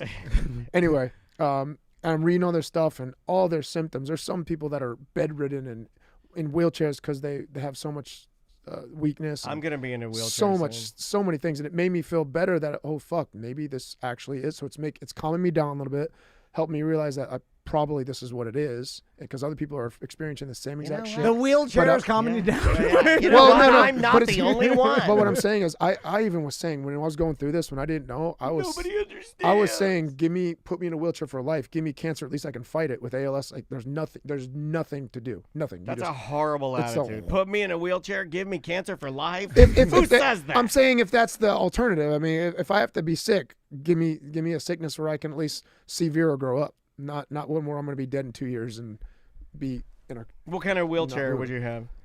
I think the ice water extended the time to like 4 years though. Yeah, like all the ice water racing up, buddy. You get People a good 6 years out. So I went to inflammation. Went to my primary care too to talk to him about it, to say this is what my neurologist thinks. He agrees, and I brought up the ALS, and he goes, Seth, and this is what stuck with me and makes me every time I freak out, I think of this saying that he said. He's like, Seth. He's like, you're coming to me complaining about a headache with an arrow stuck in your head, and you're telling me you have brain cancer. He's like, you're telling me you have symptoms. This blood test shows why you have these symptoms. This is the culprit, but you're telling me there's something totally different and something that's way less statistically possible. That's like a nice way of him saying, I'm the doctor, you fucking MMA fighter. Pretty much. Right? Yes. Like, I went to school for this. Like, I know what I'm looking at. Yeah. Right. And that should make you feel better that it does. But after I stopped, symptoms are getting worse because the way that people describe it all talking, it's called recoil, rebound. Like, it's out of your blood possibly in about a month, but then it's stored in your muscles and you have to work it out of your muscles. And people are like this for like, people are in their 2 years still having like symptoms, like not as bad, but they're still having it. It takes a while. We have somebody who deals with this real time in the chat room. Bashley says her boyfriend or husband has ALS, and he's lived for more than 10 years since his diagnosis, and she's not giving me any indication that. Well, hold on. Seth doesn't have ALS. He took too much B6, and no, I know, but like she's saying, even if you had it, it's not a death sentence, you know, like, and I think that most things are that way very now. very rare. Like majority is 2 to 4 years. That's a slow progression. Well, There's different versions. Here's why this is all funny. Let me explain. We did go down a dark road. There's a dark road. And because, and we've talked about hypochondria a lot. I've seen Daniel deal with it for as long as I've known him. Sucks. is that when you have hypochondria, you often go to the worst case scenario, like ALS, like cancer, any death sentence, right? Yep. And the outliers. Then you believe it to be 100% true just as much as the person that has it, right? So you go through the same fear of dying, all the fear of leaving your family and your kids. Now that whatever. part is real. You're right. That feeling. It's authentic. You feel the same way that the person feels that got diagnosed with cancer. The fear, which is the worst feeling in the world, knowing that your life could be cut shorter than you thought, or knowing your terminal disease or whatever. So the feeling's the same, but you're fine. Right. And that's what makes it funny. Yeah. Because you're not dying. It's torturous, too. You just think you and are. It's a time and it's suck. the But same. there's always this in the back of my head that I'm still correct, and I'm going to see her in like two weeks. In 2 more weeks, I see her, and that'll be 4 months since I first started feeling. And the longer this How do you feel goes, now? the better. It's better. I'm still having shit happen, but it's not as bad. So that makes me feel better. Usually, if they ALS, it gets bad and it doesn't get better. See, what Andrea does, to sure. me, sometimes is like when she gets mad. I mean, like, I'm making jokes. I mean, she's a very compassionate person, the most. But, where sometimes she does, like, maybe tough talk me, I will get you do realize that your MRIs, Dan, or you worrying about something that we've done, and we've been down that road before, is taking time away from your daughter now. Yeah, exactly. You see what I'm saying? Like, so, and I'm not saying you're doing No, that, but I I am, know and I knew I Andrea wasn't- said that to me 100%, No. and I feel guilty about And I felt it. like shit not being as present as I can because I Right. wanted to wake up and I have a couple hours to like play with her, go outside, but I was just so anxiety ridden. I wasn't there for. I was doing it, but I was just like staring in the distance, worrying about because you're worried, me dying and Oh, not I being know. there for her. So I know. I haven't felt present for the past 3 months for Tracy or Vera, and it makes me feel like shit.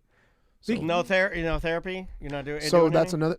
another. My neurologist gave me the number to a really good therapist. I called him and like, yeah, we're booked until July. I go, fuck, and I hung up the phone. It's exactly what I fucking did. They love it when you I do screamed that. fuck and I hung up. They love it when you because do that. she's like, this is a great person for what you're going through. Oh, this guy's gonna be perfect for you. Oh my god. But now I feel like I should have done it because it would have been 4 months into waiting for that appointment, and I should have fucking done it. Yeah. You can call him back and say, "Excuse me, I'm the fuck guy. I'm the fuck guy." I scream fuck at you." Just start taking the stress blocker or whatever the goddamn antidepressant or whatever. She gave me an citalopram. Yeah. Are you on that now, dude? Yeah, she gave me that. What do you say? Your brain is just releasing the goddamn stress chemical, and it's your fight or flight's off. Yeah, It's my chemical my imbalance. cortisol was high too. My stress hormone was high when I tested that recently. Oh, so, God, man. So and then my MRI. So back to the MRI real fast. MRI, she's like, everything's fine with MRI. They did notice the white things or something like that, but she's like, that's migraine. She says that looks migraine related. So if you have migraines, that's what people see. Oh, the little white things on there. Yeah, that's nothing to worry about. I saw those too. Now, what you're gonna do, because I've done this before, you're gonna see the picture of your skull and your I brain. didn't even look at it because I didn't want to. Okay, but if you do, if you decide to, I can tell you I was going to go down because I've done it. You're going to look at it. You're going to see the little white things. Immediately, you're going to think, well, the white things are obviously cancer or MS, or Usually they'll MS or brain cells dying, and that's the portions of my body that will be shutting down. Right? It's not. Sometimes it could be something as simple as the film just didn't. It's not a good picture of your brain. You know what we've done too nowadays because of technology. But you know better, and you're going to think it's cancer or something. I just want to insist that, We've made it worse for hypochondriacs nowadays. You'd think it'd be better because we have access to quicker medical care. Monday and I have blood tests. On Monday I have this. I'm dreading Tuesday because I'm going to have my results in the middle of the night. Yes. And I'm going to be waking up to knowing I'm dying. When I was doing that, waiting for blood tests is the absolute worst. They give the results to hypochondriacs. They email it to you. Also, your MRIs and whatever. Like, here they are, and then you're like, your doctor's appointment is 2 months from now.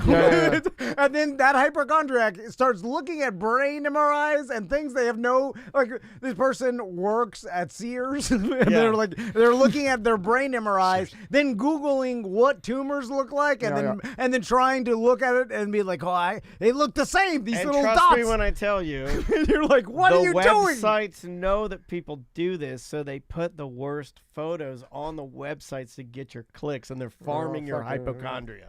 They're farming I didn't the think fact. about that actually. No, they are. They're farming your hypochondria. They know that when you search hemorrhoids, there are people that know, like, hey, just make sure you put ass cancer in there somewhere, Right. so you get all of those pictures and put a horrible photo on there. And people like you and me go there, and we lay in our beds crying, looking at a big ass cancer, and it has nothing to do with the hemorrhoid we have. Don't do it, man. Break the cycle. It ends today. That was my heart. I Googled hard on this past one, and it was bad because I was doing good not doing it, and then all of a sudden I just did one thing, and it just popped up, and then I just went into a hole for months. You spiraled. Yeah, I do that. I spiral. Yeah, That's what Andrea calls it. Yeah, I spiraled bad.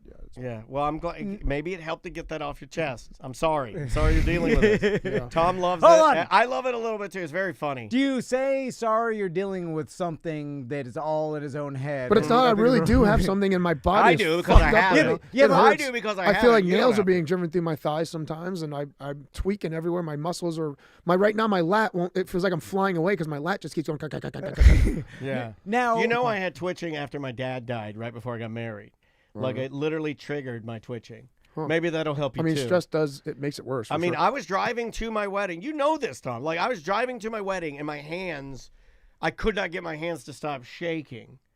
Like I call it the buzzing. Yeah, man, it's stress. It's stress. And the more you focus on it, the more you realize it's happening. Yes, which makes it worse. And then it just goes in this cyclical thing where you're like, it's a perfect engine too. I don't get enough sleep because of it, and then that makes it worse. Not getting enough sleep, insomnia. Yep. Yeah. And so at this point now, that you figure out that you got some B6 deficiency, and dude, then I've been eating nothing but goat meat and lamb. I had to Goat change my meat? diet. Wait I a had to change my minute. diet. Hold on a So, second. dude, They're you eating the dogs. You have no idea how much B6 is in. I haven't had chicken in months. I haven't had steak. I've had maybe a little bit of steak in the past 2 months, maybe a bite or two. Goats ain't got no B6. Goat meat has no B6, and lamb has low B6. Shrimp have low B6. So I've changed my diet now from chicken, steak, and salmon, which I love salmon. You eat like DJ Khaled to now. shrimp, goat, and lamb. That's my main three. Well, it's probably just the supplements more than I know you're trying to take all of. Yes, it is more the supplements. Chat room says you got goat poisoning. But there's a lot of people on the Facebook on the community group that have gotten it from eating a large, like my diet, paleo diet. People have got it from eating a large amount of meat like that. How is goat meat? It's good. It's a little more dry than regular meat, but it tastes good. I like. It's not. What's the flavor? It's not gamey. It's not gamey. No, I don't think so. I hate the gamey. Like I can't do lamb. Really? Lamb's too gamey for me. Really? Here's I'm such a baby. This is another negative toward hypochondriacs is the fact that not only do you get your blood results in an email, there are all these Facebook groups with ailments that are similar to yours that you join, and then now you get bombarded. Yeah, by the saddest stories. Oh my God. By a group of hypochondriacs who think they're doctors, all diagnosing themselves and then talking about. I've seen these groups. Oh yeah. And it is bad. My doctor said take it with a grain. He's like, take these with a grain of salt. He's like, some of these guys have way more things than going on than what that is. Very low IQ. Some of these people literally the only reason they're on a computer is they can't stand like the whale. No, but they're all like you. They're searching for other people to confirm what they confirmation are. bias. Yeah. And then now, there's a group of people that are suffering the same ailments. And then all this group of people are like, my doctor says this, but I think this. And they're like, I think that too. So it must be right. It's just some guy. Right. You know, like, girl, they have no idea. They're just saying they're the same hypochondria. Especially if you're like an emotional or sensitive person, that stuff will latch onto you quicker. Right. So try to be less emotional about it too. That helps me. But then every once in a while, Brett Favre gets Parkinson's. So, something like you're like, whoa. Well, a lot of people think he deserves it. He's not well. You know what I mean? Like, he's not well liked. Gave it to him. He is not well liked, that man. Yeah. He stole money, right? But he gave it from like kids. So God gave it to him and Michael J. Fox. Michael J. Fox didn't deserve nothing. It makes me think that maybe Michael J. Fox stole money from kids too. I can't confirm that, but it makes me think that. All right. So take a little break. Let's take a break. When we come back, I want to talk about that new Vice documentary about Kimbo Slice that came out. I saw a bunch of BDMs posting the Seth. I read an article on. I was super anxiety. That was at the height of when I was freaking out. Real quick, I read an article on Vice this morning that somebody threw on the BDM page about the girl that left her butt plug in, a metal butt plug in when she got an MRI. What? Really? And and I guess it was not I was like, woo-hoo-hoo. Was it a stunt of some sort? No, I don't know why. I guess some people, they leave them in. It's called anal training. You leave it in while you're doing like normal stuff. Okay. So that way, when you're ready to, I guess, to have your husband ram you, you're a little more loose. It's like gauging your earlobes. Yeah. Or stretching before a football game. Yeah, but. Anyway, I don't know what made me think about it, but like it didn't like fly out of her, start bouncing around the room, but she was like, like screaming. Yeah, I bet. I was probably trying to go up higher, like the magnet just Who sucked into her knows? guts. I don't know, but I just, if anybody wants to read that, you may. The name of the band is, let me see here. This is Closer To. The name of the song is 47. We'll be back with more Mediocre. O-Town's #1 rock station, Z159 FM. Your only home for the Hot Tub and Mini Fridge Morning Show and Dump 'em Out Fridays. Ooh, yeah, a hot tub and mini fridge. Keep me cold and hot. How to play a pedal steel guitar. How does that work? Is that don't know. Would have to teach myself how to do it. Is that like the guitar that Crystal's grandma was playing, like a steel guitar? Was she playing it flat in her lap? Yes. Yeah. There's lap steel. There's pedal steel. And then she has the little. It's a little glass thing. The fret. Yeah. Are we gonna call? Yeah. I don't need it right now. Hey, is this Cadillac Pat? What's on your mind, buddy? Yo, what's up? What's up? You know why? You know why I knew that was you? Your voice. I'm a detective. I heard literally. I heard 1 millisecond of your voice, and I knew it was you. What's going on? What's on your mind? I got the Jordan card graded. Oh no shit! Now a lot of people said. In fact, the last email I got about you said, "Fuck Pat. He's an idiot. He doesn't know shit for shit." There is an email. I'll have to find it. There's an email basically saying that Pat has the same card that every other fucking idiot has. Oh, about the Jordan card? Yep. Okay, all I right. have one in here. I'm going to try and find it. I'll just tell anybody that hadn't listened, we had Cadillac Pat on over the Christmas break. I believe it was maybe one of the shows the first week in January, and he brought in his Jordan card. Yes. That it was his prized possession. We were talking about how much money it could have been worth. It might have been a voicemail. Let me double check. Throwing out. I was. Oh, okay. Yeah, I got you. Yeah. No. I had somebody recently hit me up, Pat, and say like, oh, it's worth nothing. It ain't worth a nothing. So, wow, that's so mean. I know it really is. People are well, mean. they're jealous, People Pat. are mean. They want to. That would be something I would say if I was listening to a podcast and then a guy came on. He's like, "I got this card." Oh, I got it. I found it. Okay, Look, my memory is fucking working. Okay, Pat, just listen to this, Pat. This is what most of our listeners feel about you. Think about you. All right. Man, it was really tough to listen to Pat talk about his $1.45 Michael Jordan reprint, that it's, without even looking at it, I'm 1,000% sure it's the reprint that everybody has, that everybody thinks, well, maybe this is the real one. I'm sorry, Pat. I'm sorry. Actually, I'm not sorry, because I really love to destroy people's hopes and dreams. But without looking at it, 100% you could get that off of eBay for $1.45. Okay.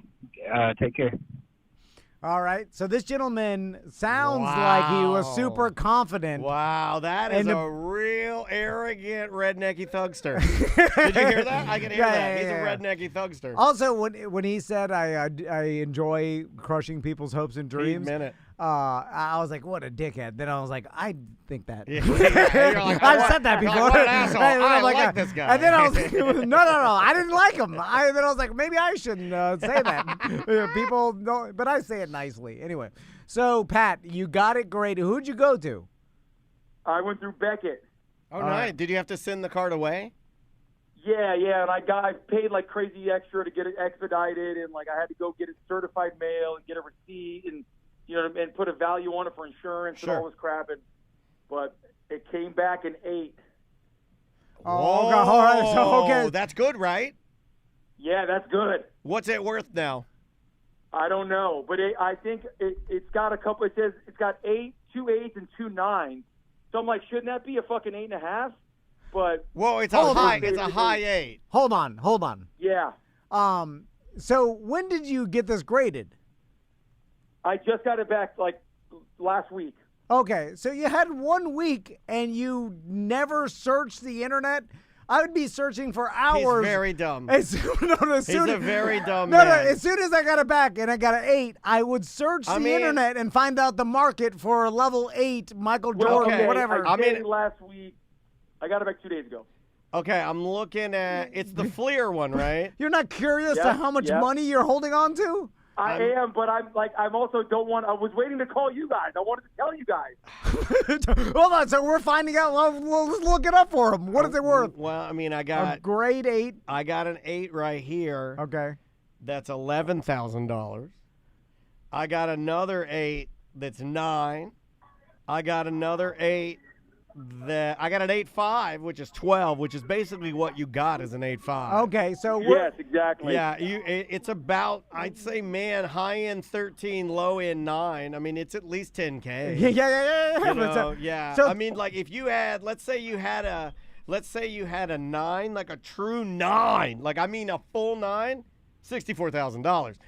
You know, but I mean, I want to send it in again. Then send it in again. But the more you send it in, the more you know. Can you send it in with some money and just be like, hey, give me a 9 on this one? Like, I mean, where would you even, Pat? Do you even know where you'd go to sell it? Do you sell it on eBay, the open market? Do you go to a collector? Yeah, you go. I mean, I could go to. There's a card show coming up here in town. I think on the 28th. A buddy of mine told me. That would be kind of harder. Like, I mean, just hand-to-hand combat, sell it. But eBay, you just take your time and wait and wait and wait. So, anyway, first, tell the guy that wanted to ruin your dreams to screw eat you. your dick. Yeah, say, fuck you, motherfucker. Because you at least have a $9,000 card. I found a 9.5. I found a 9.5. Yeah, what do you think a 9.5 goes for? I mean, even $77,000, yeah. Like, even if you I found a 10. What do you think a 10 goes for? No, I don't. Well, the 10 is like $1 million. Well, I have a 10 here, and it's pre-owned, and its starting price you have to bid is $500,000. Well, I mean, fucking insane, dude. What is it? What did he even base the grade off of? Okay, The here's condition? an 8. Here's a full 8, just an 8, not even an 8.5. Yep. 15K. Yep. 15K. Yeah, like I said, So it could be higher. You probably need to narrow your. You need to really. Does it have the number on it and everything, and it's in the little card case? Yeah. Oh yeah. It's got everything. Okay. Good. Well, the problem is, Pat, I know in my heart of hearts that you owning this card and having it is means way more emotionally you probably put this significant card to up you. your butt. You know? And then the money, like he's gay for this card 100%. Like Pat's not a money man, which I never understand. No, like which is Daniel's why not, he's single. Like Daniel's not a money man I'm not either. a money man. And when I meet other money men, I don't really, I'm kind of like put off by money men. Yeah. Like myself. Like I don't like hanging out with like other magnets. They reject each other. Yeah. You know? I'm more of the non-money man, emotional. If you liked a bunch of money man, that's impossible. You want to take all their money. You can't like other money man. I want to get all the money. Yeah. So, but I'm curious to why money isn't important and why you don't just immediately sell because he doesn't have any. No. It'd be. He's got enough to what he likes and to have. Like he doesn't need more. Yeah, he doesn't. He's like not I poor. always need more. He's not poor at all. Not at all. But he does quite well for himself. But why are you not? You're never gonna sell this card, right?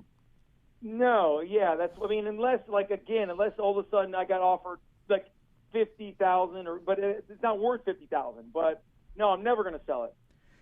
Can I petition for me to be put into your will? And because why? Sure. I'm one of your longest friends that you've had, Pat. Why'd you use air quotes when you said I friends? didn't use air quotes. Yeah. By the way, he doesn't have any adult friends. He says that for his friends should only be his children, and he doesn't believe in friendship. And I'd like for you to put your valuables in some sort of sock. Put them will, in a sock. And then distribute them and add this one to the Drunky the Bear column. What, you want the card? Yeah. And I promise I'll take care of it. And I want your pinball machine then. Okay. Okay, you guys are in the will. Because I'm into the pinball now, man. Yeah. I'm crazy about it. Now, you got to remember, just jot it down on some paper because that's good enough. And people then put it in a book. People think they have to go and do an attorney and do this whole thing. You could just write your will down on a paper, and most judges will be like, well, this is it. And just sign it. Yeah. It's better to do I video. got to do like you guys used to say and get a copy of USA Today today, take my photo in front of it with the card and like my will. I'm glad that you still say it correctly, too. USA Today today. Yes. I love you, Pat. I love you, man. So he still says it correctly. Well, congratulations. Yeah, that is good news. That is the good news that we all needed going into the weekend. That no matter what, you're probably, I mean, at its lowest, the chat room's being realistic with you. At its lowest, I mean, probably $7K. At its because like if I needed the money, like tomorrow, $7,000. Yeah, because like you got to remember, it's like listing prices and what people are paying are obviously always going to be different. But now, will these things always appreciate, or do you run the risk of it depreciating over time? You definitely run a risk. I mean, cards are hot since COVID. COVID kind of resurged the card market. What happens to the card if the player? Like, okay, so an OJ rookie card, is it disastrous or does it still hold some value? Hold on. Judging by the color of Michael Jordan or MJ's eyes. Yeah, he ain't got much time. I mean, this guy's not living, Andrea's grandpa. No. So when he passes away. He's got alligator eyes. Inevitably, I mean, all these cards are going to skyrocket, especially the week of his death. I think that's when you go. That's when you say the market's the highest. People are going to clamor. And you cash in. Dude, I mean, you could get 15, 20, maybe. I mean, shit, imagine Michael they're all Jordan gonna dies. get scooped up. So, yes. I mean, so. What you do, though, you do boots on the ground locally. You find a card shop around here. You find some fatto that's got to have that card in his collection because it's hot. Yeah, he mortgages his house for Well, there's only one card shop in town. It's right by Tom's house. It's right next to Ollie. They all are over there. They're all Why over would you there. miss it? Why would you? You could have just said it over. We call that the flea market district. You didn't have to mention it's right by my house. Yeah, we call that Little Nassau. We do. Did you know Castleberry's the Nassau of Central Florida?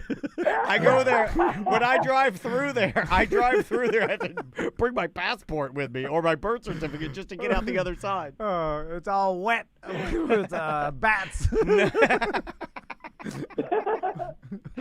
Here's a fun fact. Castleberry is the only non-island to have the very first Carlos and Charlie. What? So no way. I made that up. But it is a Senior Frogs. It's a Senior Frogs. All right, Pat. Well, congratulations. You need to look through all your cards because you could have treasures. I mean, I'm sure you've got a bunch of garbage around there. You don't think that's what he's doing? He's a lonely man. You don't think he's just sitting around his house looking through his cards? What do you think he's doing?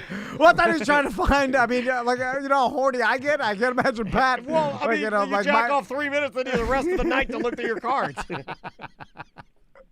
Well, I'm going to bring him into the studio every other month when I'm there, and we'll just look through every card by card. Yeah. We call it Crazy Man's Treasures.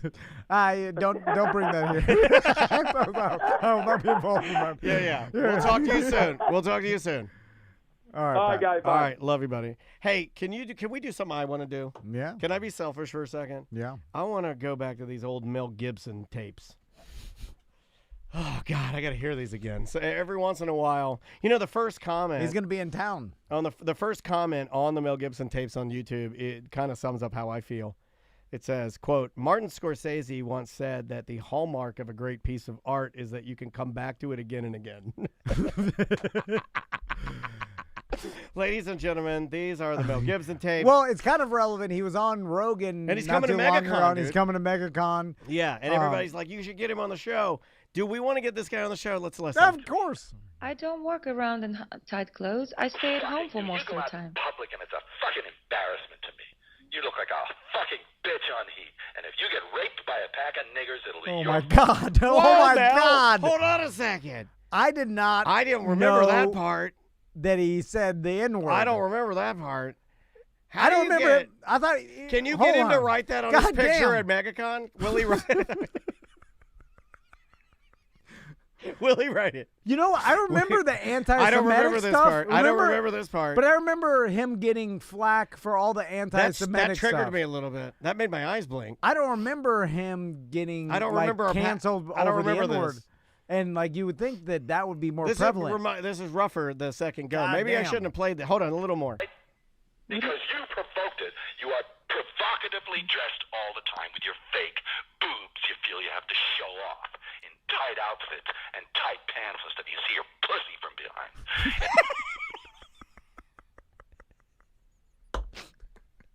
Well, he'll write that. No, that he'll write. If I write, hey, could you write, I can see your pussy from behind, and then sign it Mel. That green thing today was enough. That's provocative. Okay? I'm telling you. I'm just telling you the truth. I don't like it. I don't want that woman. I don't want you. I don't believe you anymore. I don't trust you. I don't love you. I don't want you. Okay? Okay. Stay in the fucking house. I'm not giving it to you, but I'll let you stay there. Oh, that's fair. Okay? That's fair. And I will take care of my child, but I don't want you anymore. This guy is totally insane, right? Hold on, he's making a couple good points. Like, I want to hear the breathing. Just get to the breathing, and that's all I ask. All Is the right, crazy breathing? The crazy breathing is my favorite part. Oh. Bullshit. Oh, here it is. Here it is. I didn't do anything to you.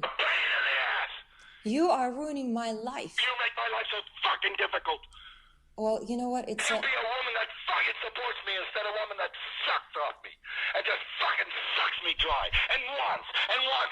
Get out to this relationship if you're a good woman and you love me. I don't believe you anymore. What did you just Think say? of your bullshit. Has any relationship ever worked with you? No!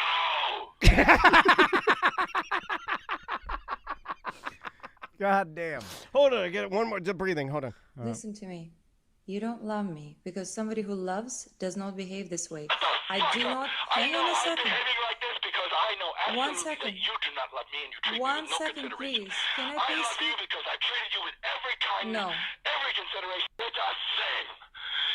You don't care. You just enjoy insulting me. That's all. Fuck you. I so fucking do because you hurt me so bad.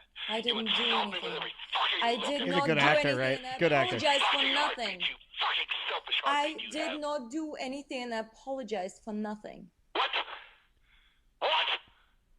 Stop. You apologize for nothing? Stop. Well, then you're a dishonest cunt. Stop Because you need to screaming. apologize for a reason. Wow, that's I can't find the breathing part. Damn it. That's it's intense, right? That guy's a fucking wild man. Well, anyway, he's gonna be at he's gonna be at MegaCon. If you want to get a picture with him, you can get old Yellow Tooth to sign your picture. That guy's a wild man. I don't remember the N-word part. I don't remember that. I do not either. I was shocked by that. Yeah, I don't remember that. And my wife says, I'm laughing because this is so insane. Correct. It's so bizarre, but there are points in there where it sounds like he's putting on a performance, and then in his mind, he stepped back and almost listening to himself that crazy. He seemed manic and crazy when he was on Rogan, too. Did you see clips of it? I saw some clips, yeah. He looked the same crazy yellow It bastard. It popped up like when he was talking about stage. He's like, he's like, 4 of my friends had stage 4 cancer, and they took it off. Talking about some. You do a good Mel. That might be your first impression. Have you ever thought about dipping your 2025? It's never too late. Give me a little more. Give me the hop and puff. Come on. Oh, it was good. I'm not even joking. But he's doing that, and I'm like, aren't you sitting in a dimly lit room with?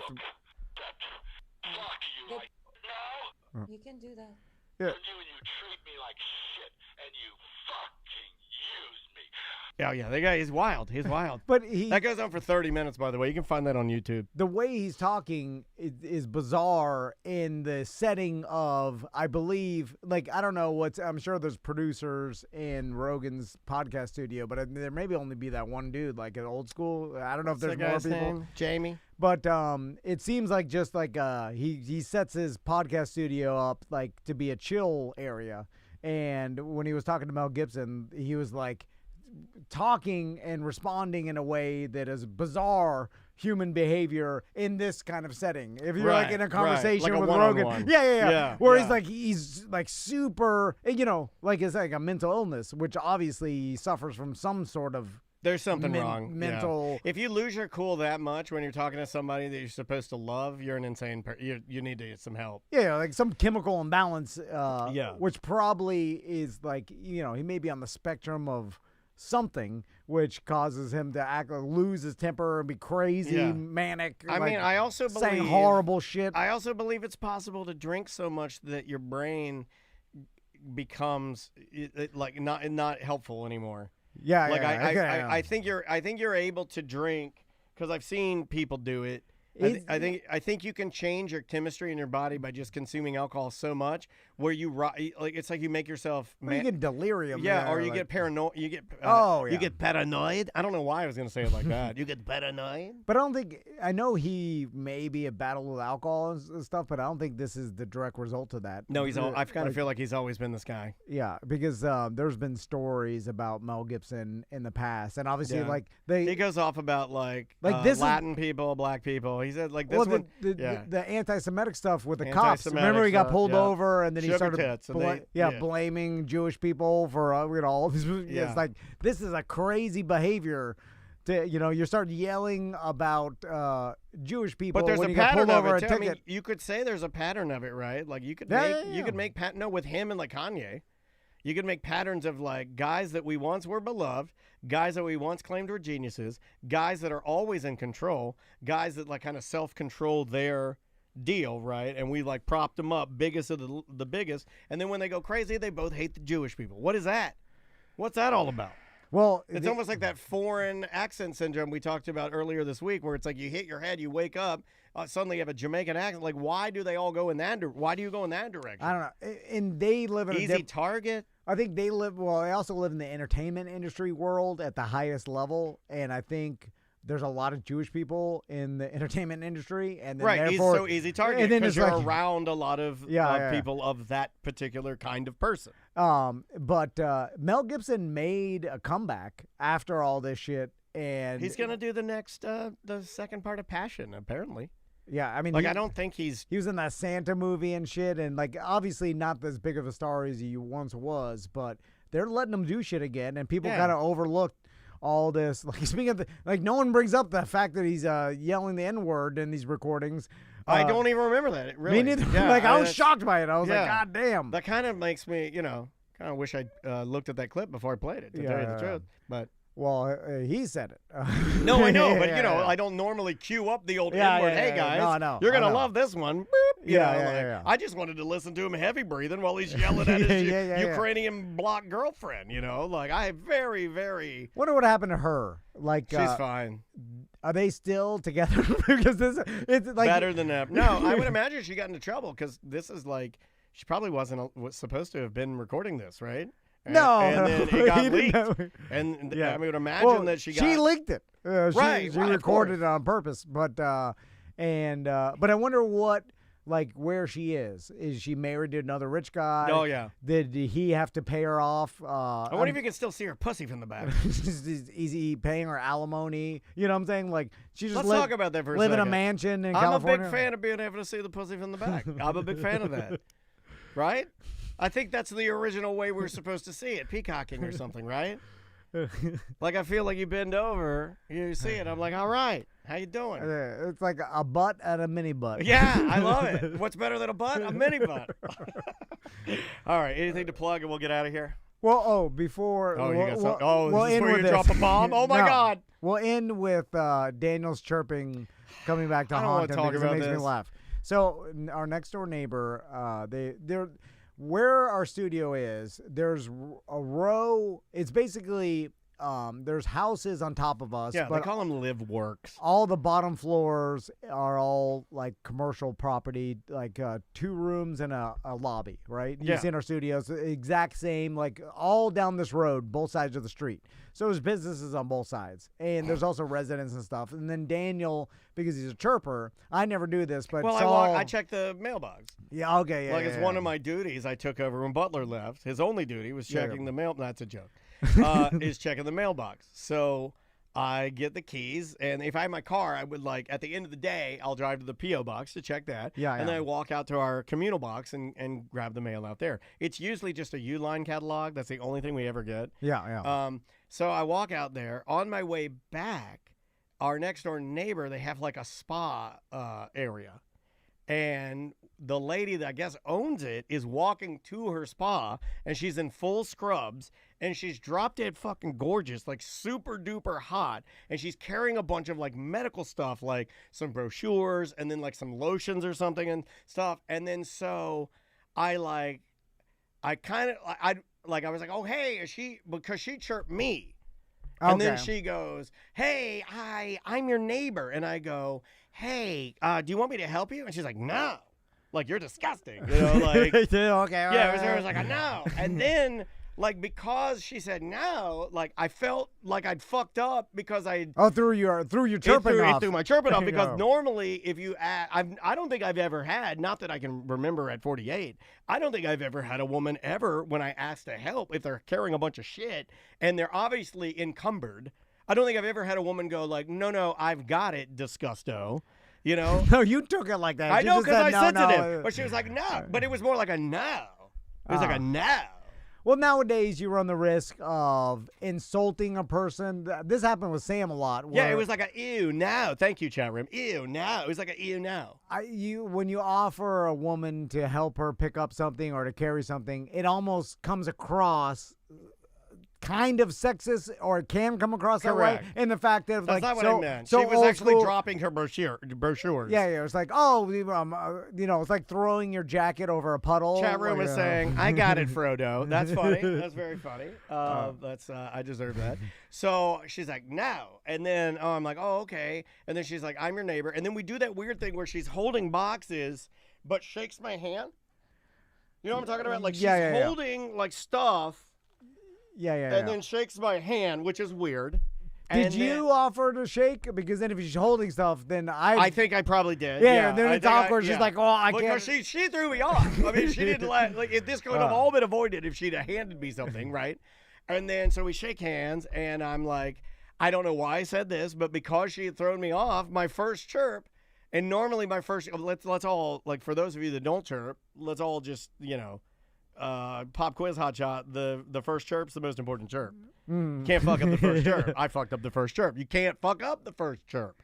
First chirp's the most important chirp. It sets the tone for all other chirps. Yeah. So I said, oh, I've heard good things about the business or right. Business, in which she turns to me and says, oh, what are you hearing? And I'm like, oh, you guys have the best. You got the best stuff in town. You're doing the best things in town. So you just said I hear good things as a nicety. Yes. Not you didn't specifically hear. I have never nothing. heard anything. I've heard nothing. I've literally heard fucking nothing about it. She called out your nicety. She did, and she's really hot. And I was like, and then she's like, what things have you heard? And I'm like, oh, well, you guys are, a lot of good things in your industry. What industry is that? Growing leaps and bounds, growing like a weed. You know what? That's on the same level as what's my name. I think you're rubbing off on me, man. I think you're rubbing off on me. I think we are becoming one. I think I'm gifting things to you. You're gifting things to me, but only the bad parts. Because why did I do that? I'm losing my powers. No, it's your anxiety. I did it. I did it. The next day, I did it. Chirps. Have you seen the muscle people that live down the road that have they're both models and they're together? The guy's 6'6", the girl's 6 foot, and they're together. They're gorgeous. I was walking home because I don't have a car. I was walking home the other day, and then her dog got out, and then she started talking to me. I didn't even know what to say. I was fumbling and bumbling. You can see her, but you know what? You can see her pussy from the back. I'll tell you that right now. You can see her pussy from the back. Why would you say that? Because I observed these people are work next to us. They don't listen. They don't listen. Well, what if they did one yelling, day? I can see her pussy from the back. I'm not. If they did, I think it's a compliment. I think she's a model. And then she's like, oh, I listened to that show, and the little guy that walked past me, he can see my pussy from the back. She's probably like, well, better than if you can't see it. I'm always terrified that one day the neighbor is going to be like, you know what? Maybe these guys do. What do they do? I'm going to listen to the show. What? What, your neighbor or that neighbor? No, this sounds like anybody you were talking about. No, I told her what we do. No. Yeah, 100% told her. Well, she's going to hear this then. No. You can't listen to this. Nobody listens to this. All right, let's get out of I here. am losing my powers, though. Hey, if you are part of our Twitch community, we are going to do a little Twitch pinball party. So if you're not part of Twitch, well, you're missing out. And you probably won't be able to make this one, but maybe you can join Twitch, like and subscribe, Twitch and YouTube, be a part of the community when we stream, and maybe you'll be able to have beers and pizza and play pinball very, very soon. Just go to twitch.tv/Tom and Dan Live or YouTube @Tom and Dan Live. All right, everybody. We appreciate you listening today. Yeah, man. And we'll be back on Monday for Monday's BDM show. An ACT on Monday. Go listen to that Michael Yo interview. Yeah, it was and good. Best of ACT is out as well, so you guys have lots of cool content to listen to. All right, guys.